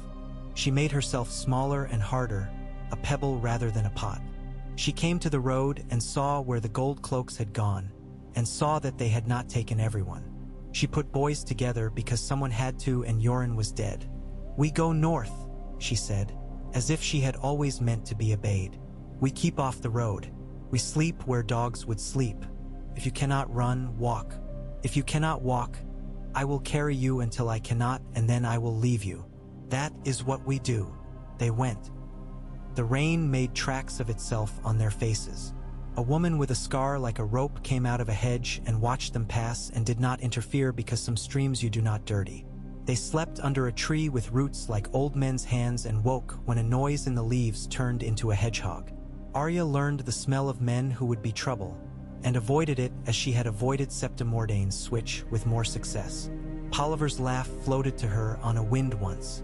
She went the other way and felt something in her unclench when the laugh thinned into distance. She kept them moving, not because she knew how, but because not moving was death. News comes to Winterfell by road and by bird and by men who cannot help but speak in markets. Some of it is wrong and some of it is truer than any letter. Ned sifted it with Luwin until his eyes were grain-burned. He sent men where men were needed, and food where men would do more good with bread than with steel. He walked the wall at night with the memory of the crypts under his feet and the hot spring's breath in his beard, and thought of crowns like cockle shells, pretty and fragile and cut you if you picked them up wrong. One evening, as the light outside turned iron and the hall turned gold, Wyman Manderley came back from his white harbor to sit and eat and drip stories like gravy. He had Davos with him. Men made room with good humor because the room could do no other when Wyman took space, because Davos's plainness invited truth. Ned set them where they would do the most good, Wyman by the bread, Davos by the salt. The talk flew to Renly as gulls fly to a gutting board. "He has a way with people," Davos said carefully, as a man empties fish one by one. "He makes men happy for the hour. Lord Stannis will make men alive for the winter." "Alive and unhappy," Wyman said, licking a thumb and pressing a crumb to it. We cannot ask for better than that in the end. If only he were less likely to hang every cook who burned a pie on his way. Ned laughed, because laughter is a blade men need in a hall. He looked at Davos and saw the man's eyes had been made by the sea into something honest. Tell your lord this, when he comes north, if the world ever lets him. He can eat at my board under leaves that have remembered more kings than men can name. And if he hangs my cook, I'll hang his for being humorless. It will be even. Davos's teeth showed. A grin a boy from the leaky bucket might have had when he stole 2 onions and thought himself a prince. I'll tell him, he said. He'll not laugh, but he'll eat. By weeks and then months the neck tightened. A Southron man with an oiled beard came up with 5 chests and 30 men behind him, and a warrant signed by a hand that had once curled on Robert's sword hilt. He asked the phrase for passage, and Walder counted the chests and said the price would be an insult and a kindness, both twice as dear as they ought to be. The oiled man argued and paid half and thought himself clever. Walder took the coin and found reason to detain 3 of the mules until 2 died of eating the twins' hay, which was laced with something that goats sneered at. The rest wobble-groaned north until the marsh took 2. The men took another, and the last was opened in a peat bog where the frogs laughed. The coins inside were made into knives and favors. The oiled man went back to his king with wet boots and a new respect for salt. Roose Bolton sent men to stand at the crook of the King's Road where an old oak had fallen across a rivulet and made a plank of itself. They had orders to do nothing and did it well. They watched the South scouts look at them, count them, report them. They stood and did not itch. That stillness spread. The South saw lines where none were, and phantom archers in every birch copse. Ned marked the place on a map with no sign and told himself never to trust a man who could teach men stillness that was not peace. The winter markets began to thin. Grain was not bought. It was asked for. Ned had Lewin set up a table in the yard and stand there with a chalk and mark lists. Men grumbled because lists look like power to those who do not write them. Women grumbled less because women keep houses that list themselves. Old Ned came out with a basket and smacked the wrist of a man who tried to cut line, which was older law than any sealed parchment. Ned stood by and let the law be enforced by gossip and shame. He handed bread to a boy who said he had walked from Deepwood Mott with a message and opened his hand to show 5 nails that meant garrison needs iron in their rough arithmetic. Ned gave him a sausage and a place by the kitchen fire and a cup of milk for the morning. Men forget milk is a thing you can be grateful for, Lewin observed. They remember ale too much. Men forget most of what keeps them alive. Nah, Dee said. We'll teach them in small bites. Rob came back from the moat smelling of peat and intentness. His hair had been cut by a man who thought hair an impediment to seeing. He looked at his father and saw a man who had grown older where Rob had been away. He saw in himself something that had not been there before, a certain economy of motion the Crannogmen teach the ground. They are learning to avoid us, he said. Good, Ned said. Make them teach each other to avoid us so well they do not come at all. Rob colored, ambivalence and eagerness in the same pulse.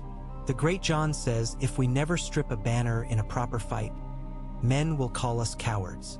Men call you names until they need your judgment and then call you my lord, and hope you took no insult, Ned answered dryly. Let the great John break what needs breaking, when there is something to break. Your task is to keep the breaking from happening until it earns itself. He clapped Rob's shoulder. When you feel strongest, ask Lewin if you have counted grain enough. He will make you feel less strong in a useful way. Rob laughed, unexpectedly. He always does. News came up the Green Fork like smoke. Sir Amory Lorch had harried a village for the sport of it and lost half his men to men who had never thought to be brave and had been angered into it. A woman in a red cloak the color of fresh scars had been seen on a spit of land beyond the Trident, looking into a fire as if someone were drowning in it. Sir Edmure wrote again in a hand that had steadied since his first letter. He wrote like a man who had coughed blood and then found that he could cough laughter again. He said, "Hold your neck and I will hold my river." He said, "The lions forget that fish learn to bite when the stream runs low." He said nothing about sorrow and so said everything. At Pike, Asha took men east and south and bid a fat reach ship in the night the way her dog bit a boot. Quick, firm, not more than needed, and enough to teach a lesson. She came back with sacks of barley and 3 bolts of silk and a story. She left the towns on the bight alone and told her father she could count and had counted promises. He growled and let it stand because the wind and the waves had battered him more than any man's words, and he knew sound when he heard it. Theon learned the old names again, the ones that taste of salt and spite, and found that a part of him loved their edge and another part of him waited always for a gray wall with a banner with a wolf to come around the corner of his mind. He slept badly and woke angrier for it and hid it with jokes that creaked. He liked himself best when he was useful. He brought a list to Ned Stark when he came north again. Places the Ironborn would not raid if they wanted to be on speaking terms later. Places they would raid if they wanted to feel like kings of themselves for an evening. Ned read it and made 3 marks and handed it back with a look Theon could not read and did not wish to try. Winterfell breathed. It breathed in men from Deepwood, from Torrens Square, from Barrowton, from places where the wind cut straight and the women cursed their men and loved them afterward. It breathed out men with sacks and orders and sealed letters and a new way of looking at the South, as a thing that would take if invited and would go look elsewhere if you did not leave doors ajar. It breathed in a woman's laugh and out a wolf's howl. Sometimes, at night, the howls intertwined. Gray wind from the marsh, summer from the godswood, shaggy dog from wherever Rickon's feet had carried him before they were caught, ghost from the north, at a distance that turned his voice certain and lonely. Men in their cots would stop half asleep and count without meaning to. Some slept better. Some did not sleep at all.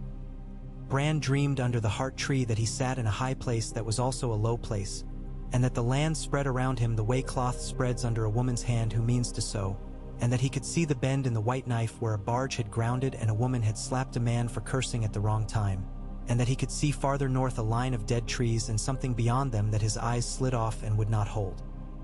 He woke with the taste of cold copper in his mouth and could not tell whether it was the sap of the heart tree or his own blood where he had bitten his lip.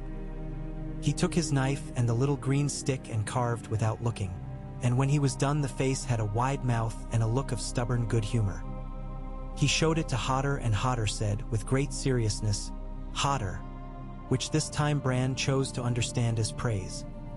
Rickon ran wild and then fell asleep in odd places like a puppy, and old Nan would find him and pull a blanket over him and scold him in her head and kiss his hair where no one could see. Shaggy Dog brought her a rabbit once and laid it on her foot. She did not thank him, but she cooked the rabbit and gave him the liver. Luwin counted nails, and then men, and then bread, and then days, and made them all come out to a number that would not make them starve. He sat with Catelyn over lists and let her set the tone of the winter stores, because she had a gift for seeing a table as something other than a place to eat.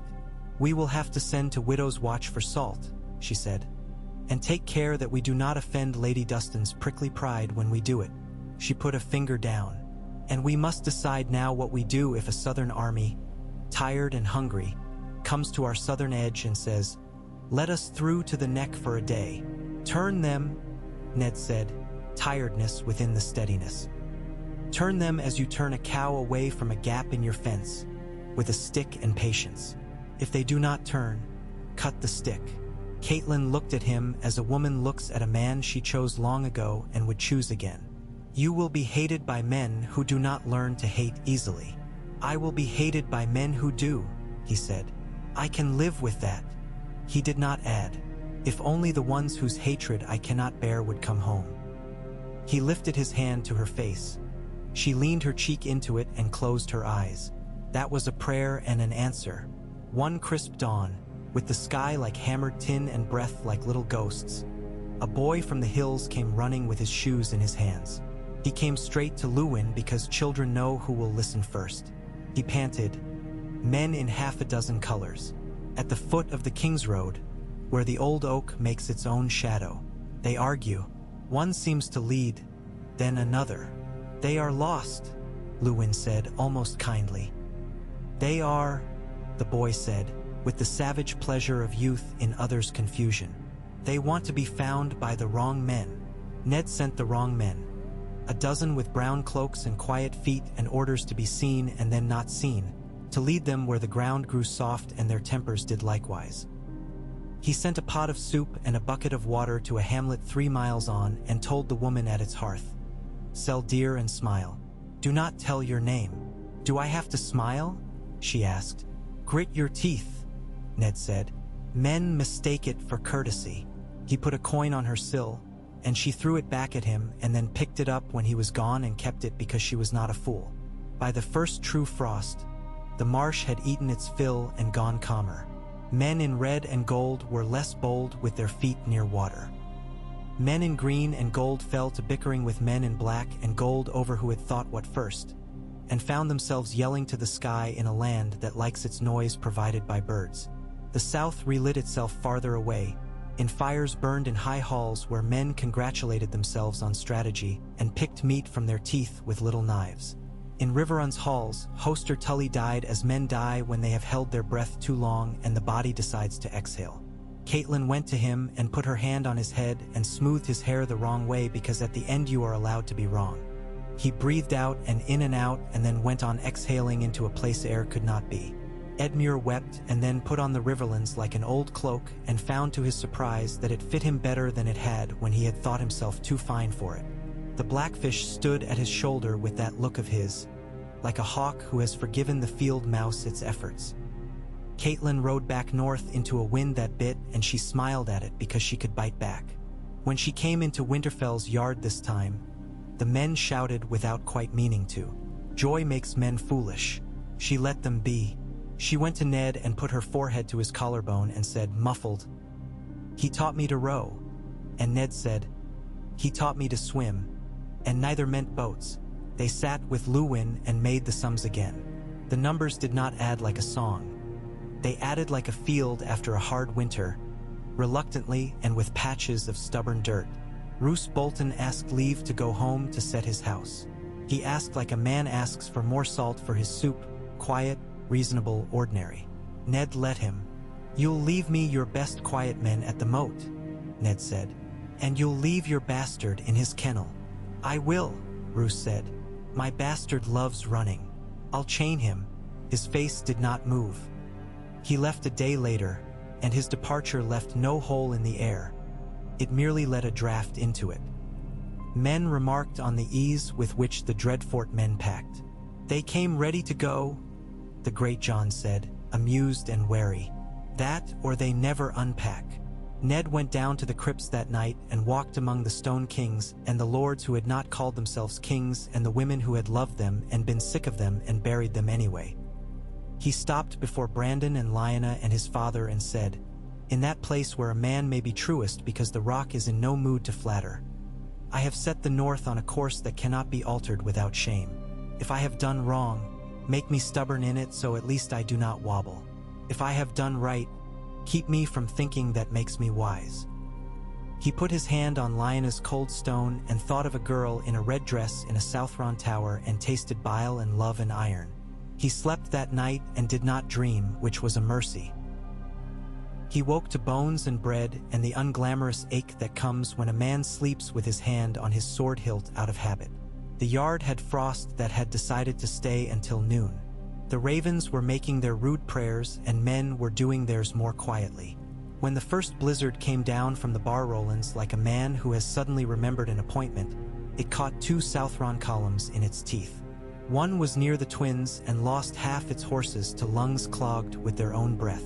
The other was flirting with the outfinger and stopped flirting. Men wrapped their heads and sat on their heels and waited in ways the North had taught theirs, and did not die and learned. Men who had refused to learn died first and shorter. The neck took the opportunity to eat a messenger whole and burp. The messenger was remembered by his sergeant as a good man. The sergeant became a better sergeant for the remembering. In the quiet after the storm, a rider from the wall staggered into Winterfell with a cough that sounded like something a carpenter makes with a saw and a letter in his breast that his body had warmed like a chick. Luwin boiled water and mint. The man drank and did not die yet. Ned took the letter and stood in the yard to read it in the thin sun. It said, "The dead walk in ones and twos. They make no sound but their own stiff clatter. Burning beats chopping." It said, "Our dogs shy at nothing. Our horses will not go near places they have walked as if they had walked there before and hated it. It said, "The wildlings gather behind a man who is not a king and may be something harder to define. He means to come south if the dead press him north, and we may have men come to us with their fear and their children." It said, in John's honest line near the bottom, "I am yours and the North's. The world is colder than they remember in the South. Tell them that if you can." Ned read it twice and sent men for oil and wool and leather and told Lewin to make 2 lists instead of 1. One of men and grain and iron and one of places where he could set a great many souls without killing them for want of air. He sent a letter to White Harbor that said only, "More salt fish, less pride in the brine." He sent to Bear Island, "Lend us your scents and your spears." He sent to Last Hearth, "You are loud, be loud again at the right time." He sent to Carhold, "Keep counting meat but count people too." He sent to the Airy, "Because you send to sisters even when you are sure you will get no answer." He wrote to Lisa as if writing to a younger version of the girl she had been, who had put her hand in his and asked him if he liked honey or berry tarts better and had accepted his baffled answer without scorn. He wrote, "The wind knows no walls."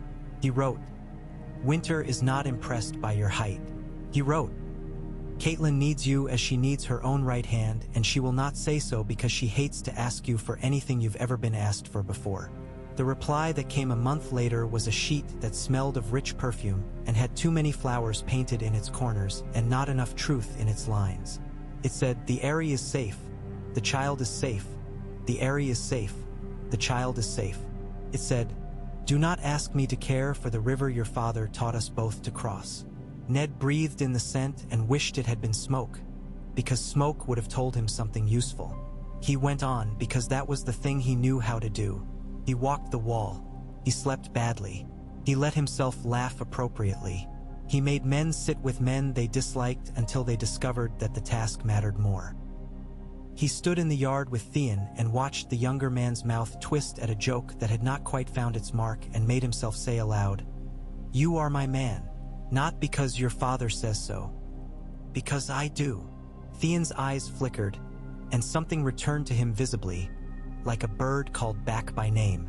"I," he said, and for once did not put a jest after it to make it safe. "I am."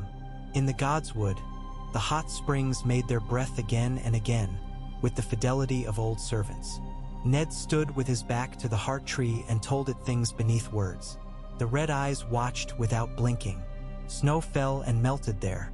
Snow fell and stayed where the stone was farther out.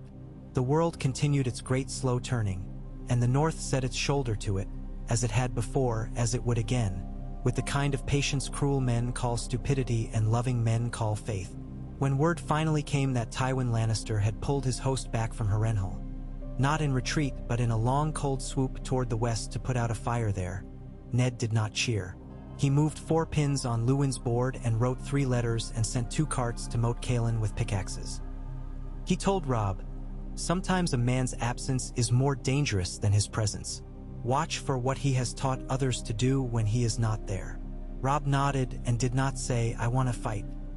He said instead, "I will ask for more soup to be ready at the necks of the passes. Hungry men become foolish. I will help them be." Ned smiled. "You have learned." "I have been cold and hungry," Robb said. "It teaches faster than a maester and is less kind." Spring would not come soon. Men spoke of it the way men speak of a good harvest when they have no seeds in their pockets. Ned did not think of spring. He thought of next week and the week after and the week after that. He thought of Sansa's hair pressed into wax and a letter that was as much a prayer as an act. He thought of Arya stubborning her way north with bad boots and a bad stick and an iron more useful than any knife. He thought of Jon on a wall that outlasted men and lies. He thought of Caitlin at his side and the space she warmed.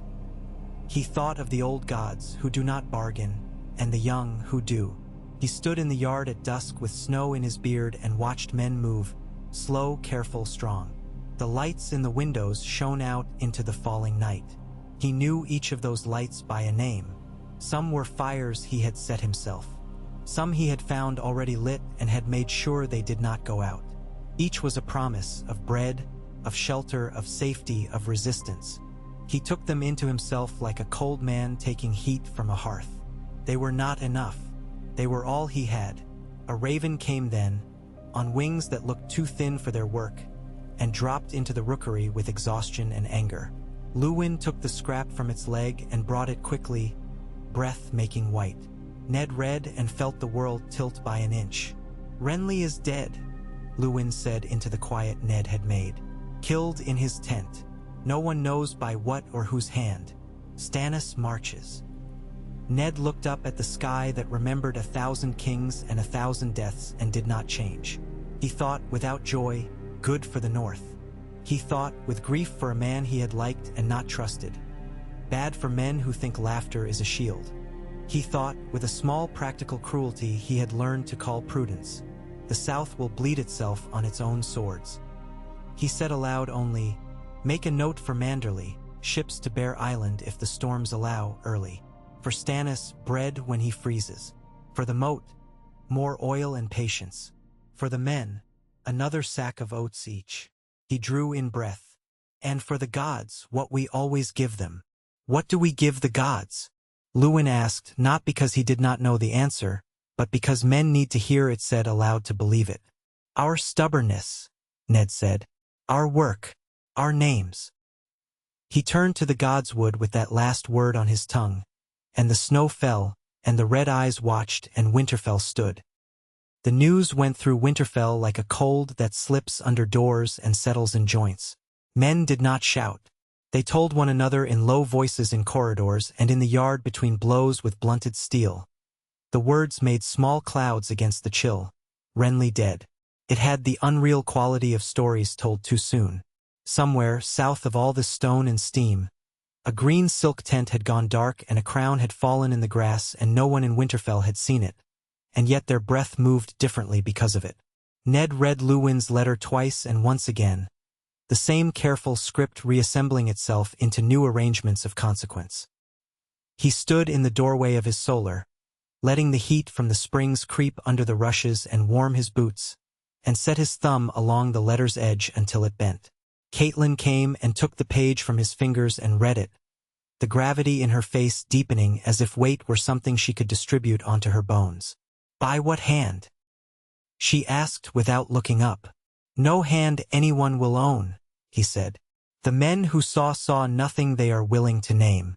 There is a red woman near Stannis, Davos says. He never names her power. He only speaks around it like a sailor around a rock. He would rather steer past than strike." Catelyn's mouth pressed thin. "Storm's End will go Stannis's way now. The Tyrells will not fight for a dead man." "They will not fight for Stannis," Ned said. "They'll decide they've always loved the Lion best. And Cersei will let them love her." He took the letter back from Cat and held it up to the light as if the truth might have been written in lemon juice and the candle would coax it out. "When they do, the King's City will be too dangerous and too secure at once. It will be hard for any man to take and hard for any girl to leave." Catelyn's fingers tightened on his sleeve. "We will get her back," she said, too steadily to be comfort. "We will," he said. He never lied to her on purpose. He had learned that a long time ago. The lie men tell to women they love most is the lie that hurts twice. They sent a rider to White Harbor before noon. Ned wrote to Wyman Manderley without poetry. "Brace for the reach. If their ships nose north, show them teeth. If they slant east, let them pass with pride and watch them founder in their own alliance. My man Davos writes that Stannis will come up Blackwater Bay like a fist and strike. The Tyrells will be the fingers Joffrey curls. Count casks, count pitch, count the days until the first good storm." And he added in his own hand at the end, "And if a man named Seaworth washes up in your kitchen, feed him and send him home with a pie so good he remembers who gave it to him."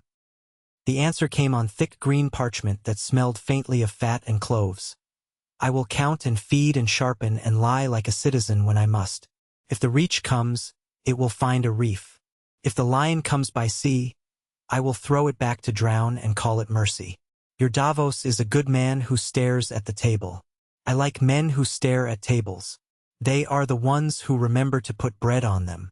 By then, Hallis Mullen had not yet returned from Hornwood and the thread of that worry tugged at Ned at odd moments. A little jerk just as he began to sleep or as he took the first mouthful of stew and too much pepper surprised him. Hornwood had always been a place where trees grow mean and close and men set their fences knowing the wolves will test them. Ramsay Bolton's name had a way of turning the air colder by a finger width. Roose had taken his quiet back to the Dreadfort with the promised men left behind at the moat like long knives on a table.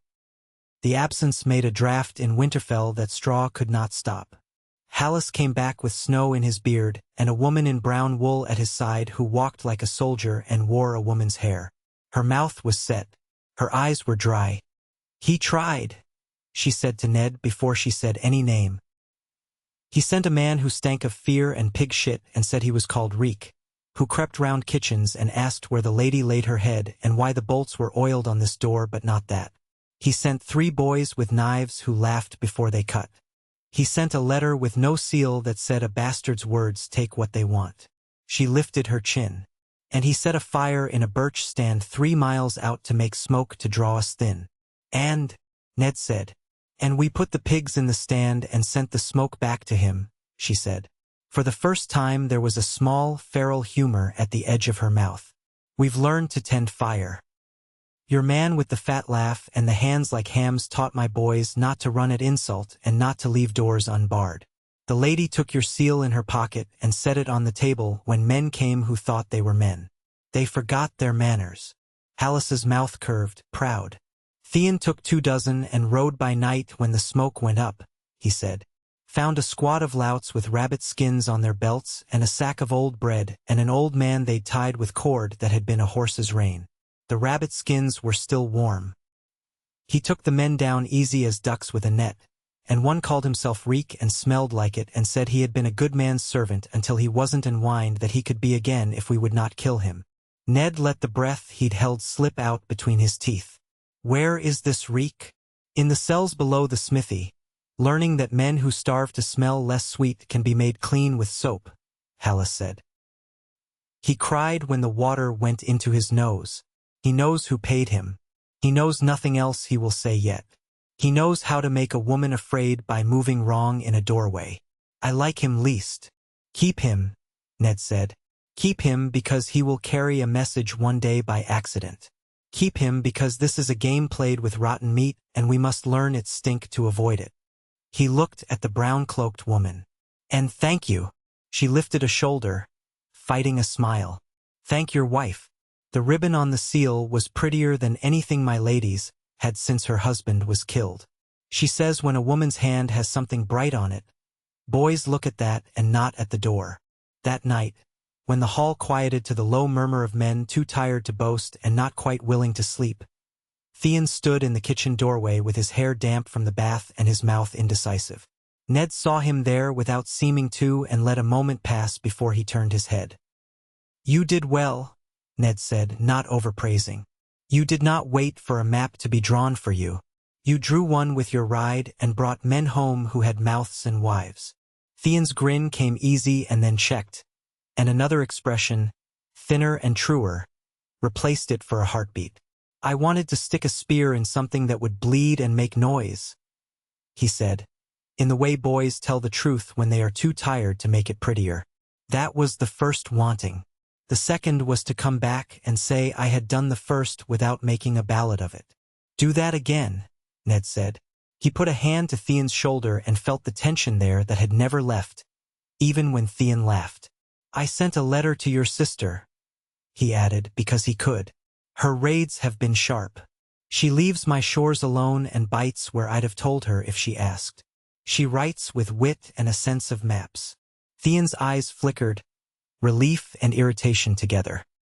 She always thinks she can count better than me, he said. Then he sobered with an effort. If Ramsay moves again, he will, Ned said. We'll make the moving costly. After midnight Winterfell pressed its ear to the ground, as old places do, and listened for the slow movement of what was coming south. The sound was not men yet. It was hunger and promise and rumor. It was the weight of Renly's dead crown, sliding sideways into another hand. It was the sea counting. It was the wall counting faster. They made their counts in other places too. In King's Landing, Cersei Lannister called her council into a room where the tiles were cut like red and white roses to flatter guests, and informed them of Renly's accident with a face that would have been more appropriate for a successful dinner. Marjorie Tyrell wore a shade of green that made women forgive her and men forget their sums. Pycelle snored between breaths. Littlefinger smiled as if he had invented young love. Varys breathed like silk folding into itself. Joffrey kicked at a dog under the table that did not exist. Sansa, holding her hands correctly in her lap, watched a fly land on one of the roses and rub its hands together. She imagined squashing it with the flat of her spoon and did not move. Later, in her room with the heavy curtains and the view of another wall, she took 2 hairs and pressed them into the wax and wrote, "The roses are all inside," and tore it up because it would mean nothing to anyone who did not know.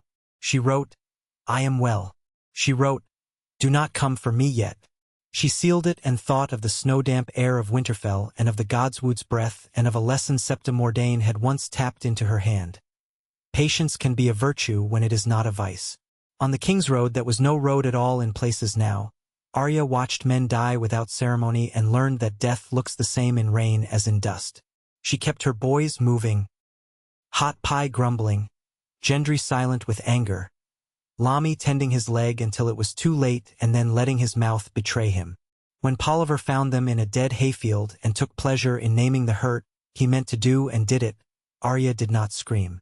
She watched the spear go into Lamy's throat because she had to watch and because she needed to know the shape of it in her mind. She kept her hand on the stick that felt too light and then too heavy. They were taken in a loop that made no sense to a child and perfect sense to men whose trade was fear, to a castle that looked burned from birth and proved the point by its smell. Harrenhal loomed like a lesson no one had quite learned and no one wanted to. There Arya learned other lessons. She learned that men like the mountain taught men to laugh at the sound of other men being woken to pain at dawn. She learned that bread burned makes smoke that hides a girl's face just enough to move where she should not and that small kindnesses can be traded like knives. She learned a name she did not know was a name, Jaqen Hagar, and that debt can be counted in lives as cleanly as in coin. When Tywin Lannister came, he smelled of horse and good leather and water that had known soap. His voice cut like a knife used by a careful cook. He looked into her face and saw nothing he needed to think about. She held the tray steady in hands she had learned not to look at and told him lies that would not make a noise when they fell. She listened to the way he spoke of the Riverlands and of the North, as if the first were a board and the second a wind he meant to trap in a box. She thought, in a place she would not admit to herself, "A man like that will never see me unless I go to stand in his light." She did not go to stand in it. She wrote new names on her list with ink that did not show, and added none that would betray the girl she still was. At the wall, Craster's Keep stank of old smoke and things men should not do. Jon had never imagined such a smell could be made indoors. It had the push of winter and the pull of rot. Craster named his own hospitality and made a show of it. He mouthed the words with a toothless satisfaction and took coin and knives in the same hand and counted neither too carefully because he had other counts he preferred. His wives peered through hair like curtains hung from antennas and made the same calculations day by day. What not to say, where to stand, which child to pull behind their skirts. Sam tripped over a small boy once, stammered an apology, retrieved a carved toy dropped in the rushes and put it back into a hand that had not yet learned to close on a knife. Gilly looked at Jon with eyes that had not been made for the things they had seen and asked to be taken away. He told her no and then told himself that telling her no was the only truth he was allowed and then hated the truth. He saw, in a horrid flash of imagination, what kind of wall a man builds when he gives his sons away to the cold and keeps his daughters because they are easier to count. He said nothing to the old bear because there was nothing to say that would not be an unkindness to the work ahead. He gave Gilly a crust and looked away when she hid it quickly in her hair. They went on to the Fist of the First Men, where stone makes a cup for men to sit in and think themselves brave. The wind spoke all day and all night.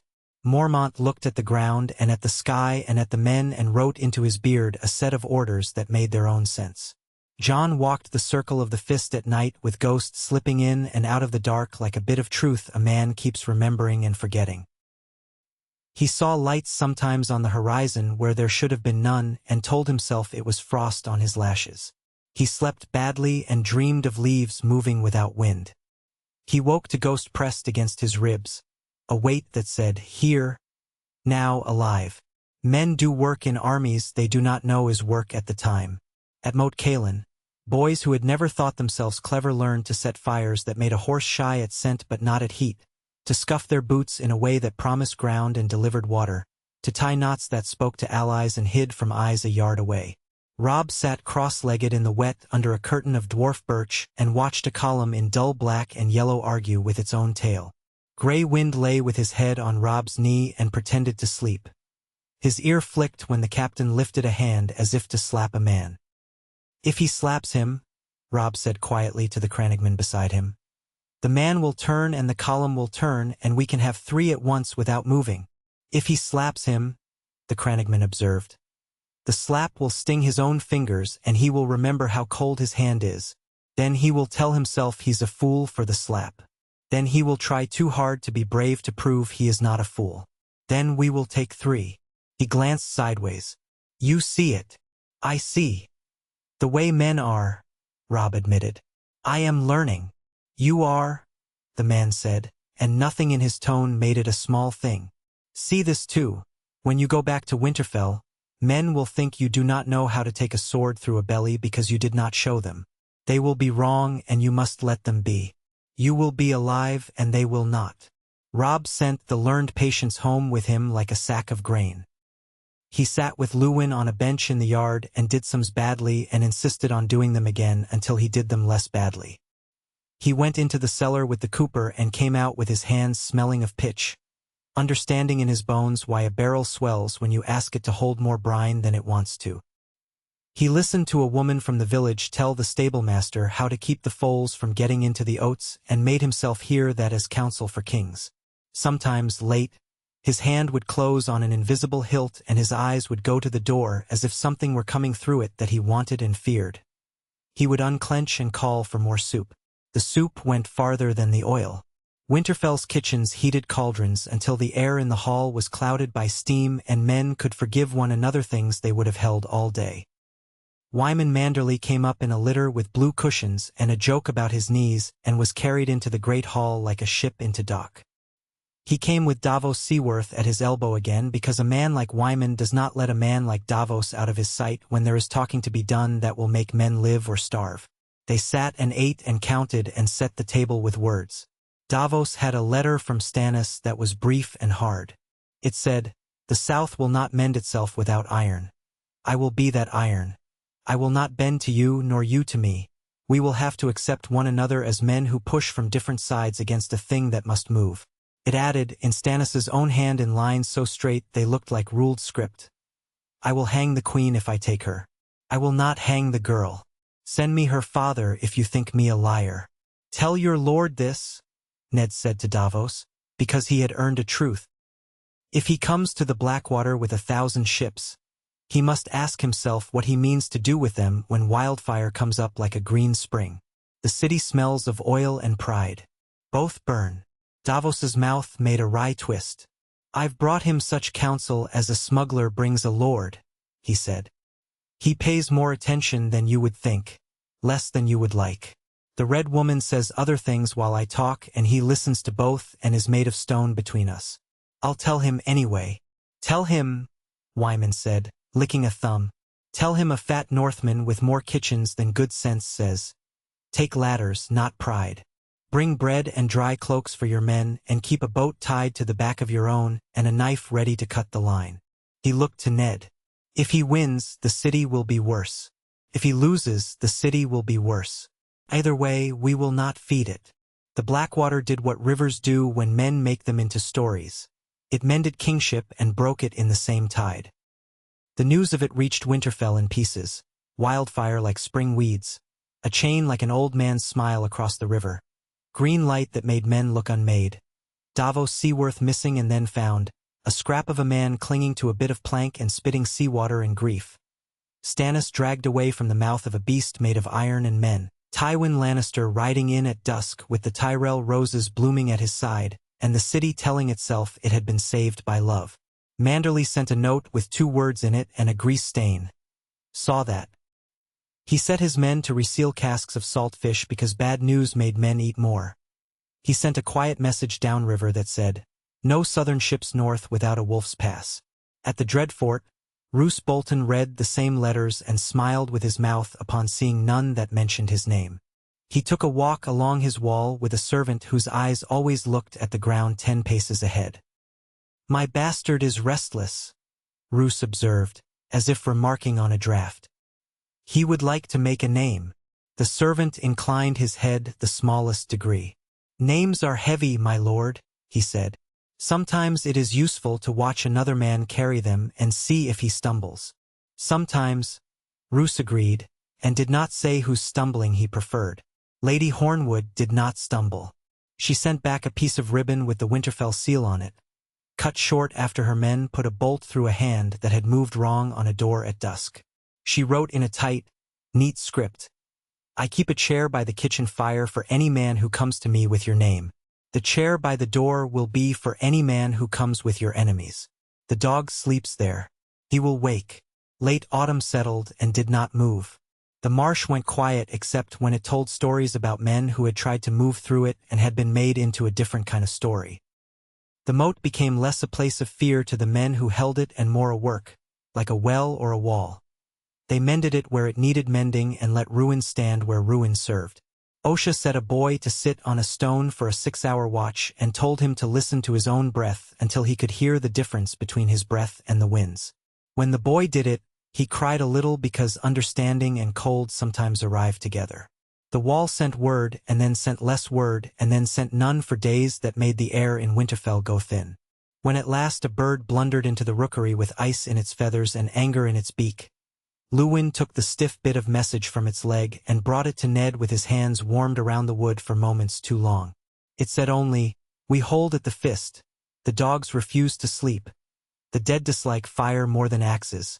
Send us a prayer if you have one." John's hand was there, 3 words cramped at the bottom like a boy trying not to use too much ink. "I am here." Ned went to the Godswood in the noon of that day when the light is at its most honest and stood with his back to the heart tree and told it nothing he had not told it before. He stood until the cold crept up his shins and felt it as a friend reminding him of the edge of things. He said out loud, because some things must be said out loud, "Hold." And the wind lifted and dropped the leaves in a way that felt like a scent in old tongues. He sent grain and oil and wool north to Last Hearth and Carhold and told them that if men came out of the woods with children on their hips and terror in their mouths, they were to be fed first and questioned after. He sent to White Harbor with a list he called shame and Wyman called sense. He sent to Bear Island to ask for spearwomen to teach others how to move under a winter sky. He sent to the mountain clans with the only coin they took, respect and meat when they came to give him news. Sansa's letter came with a smear of something that looked like pomegranate and might have been blood. It said nothing that could be read by a man who did not know her hand. It said, "The gardens are nice when it rains because the stone does not show." It said, "I saw a song today that I did not like." It said, "My shoes do not fit." Ned read it once and then put his thumb on the smudge and held it there until the warmth of his skin made the wax under it give a little. He sent back a letter that did not say, "I am coming," because he was not. Said, "Make your shoes fit by wearing them out." Said, "When you cannot speak, count." Said, "Do not make them see you hate anything." Arya was seen taking water to a man with a broken wrist at Harrenhal and saying nothing when he wept. She was seen later with a boy's cap crooked on her head and ashes on her cheeks, going where only servants went and listening where only men spoke. Jaqen Hagar came to her in the quiet under a stair and said words that were a promise in a voice that did not sound like any voice she had ever heard and smelled like a story told in a port. She used the promise. She made lists. She watched men die who had not thought they would die and learned that mercy can sometimes be a sword and sometimes not. When the time came to leave, she left with 2 boys and a man who limped and a map made in her mind of halls and shadows. She did not think of Winterfell because thinking would slow the feet that must be quick. Theon went once more to Pike with a letter and came back with a touch of sea in his hair and a fury in his mouth that he hid by talking too much one night and then not enough for a week. "He thinks me a boy still," he said to Ned. not quite able to keep the injury out of his voice. "He is wrong," Ned said. "And he is right, because fathers are both those things at once and cannot help it." He lifted his chin. "What did you bring me?" "A promise that is not in ink," Theon said, shoving down pride's restlessness. "Asha's word that she will keep her teeth out of the white knife and the shivering sea. She will bite a lion's heel instead. Balan's word that he will do as he pleases, which we already had, and that what pleases him is to see Lannisport's smoke. He'll count that a prayer answered." "Then we will count it the same," Ned said. He did not say, "Beware of promises that feel like gifts."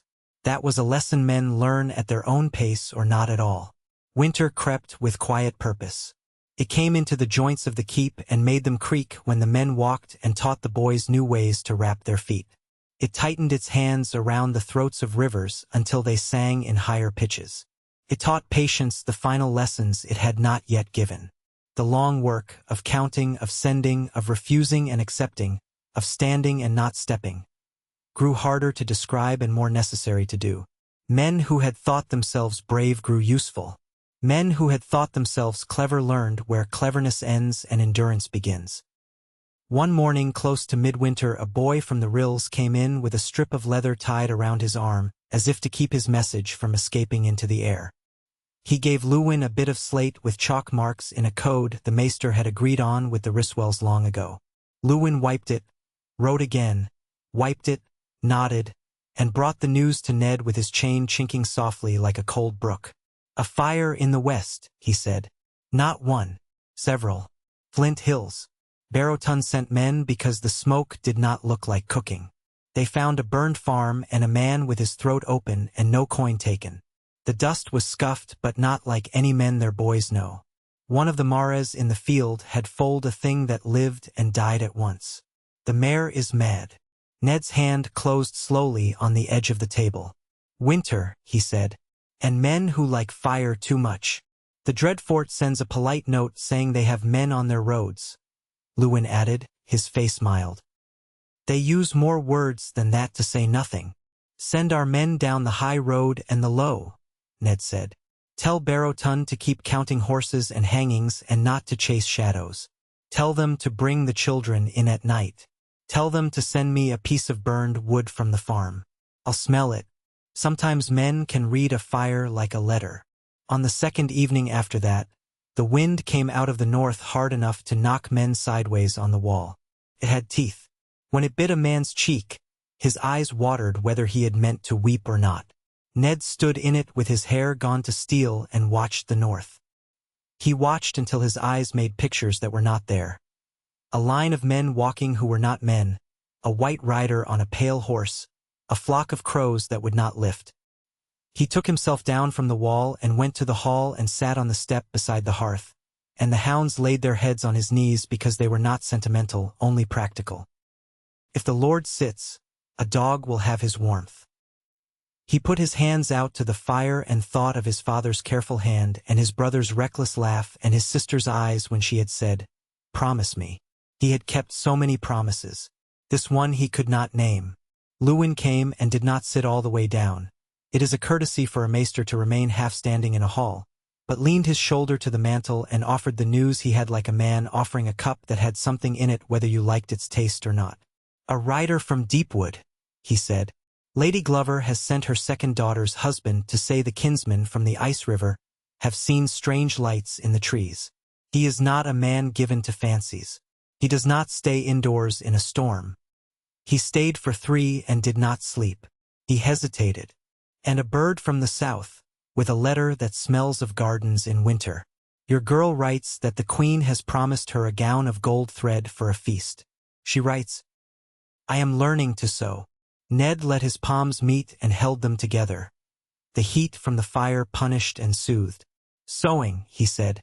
"Sewing can be a weapon and a shield." He looked up and the light made his eyes look young and old at once. "Go to the rookery after we've eaten. We'll send to the wall again. We will send them bread they cannot eat and words that will not warm them. We'll send them our names. A man does not freeze as quickly when he remembers his name." Later he went again to the Godswood and took the children with him. Rob walked with his hands behind his back the way his father walked. Bran rode high in his saddle and put his face up to the steam like a cat presented with a son. Rickon ran ahead, Shaggy Dog at his heels, until the wolf turned and shouldered him gently into a drift and the boy came up spitting with laughter.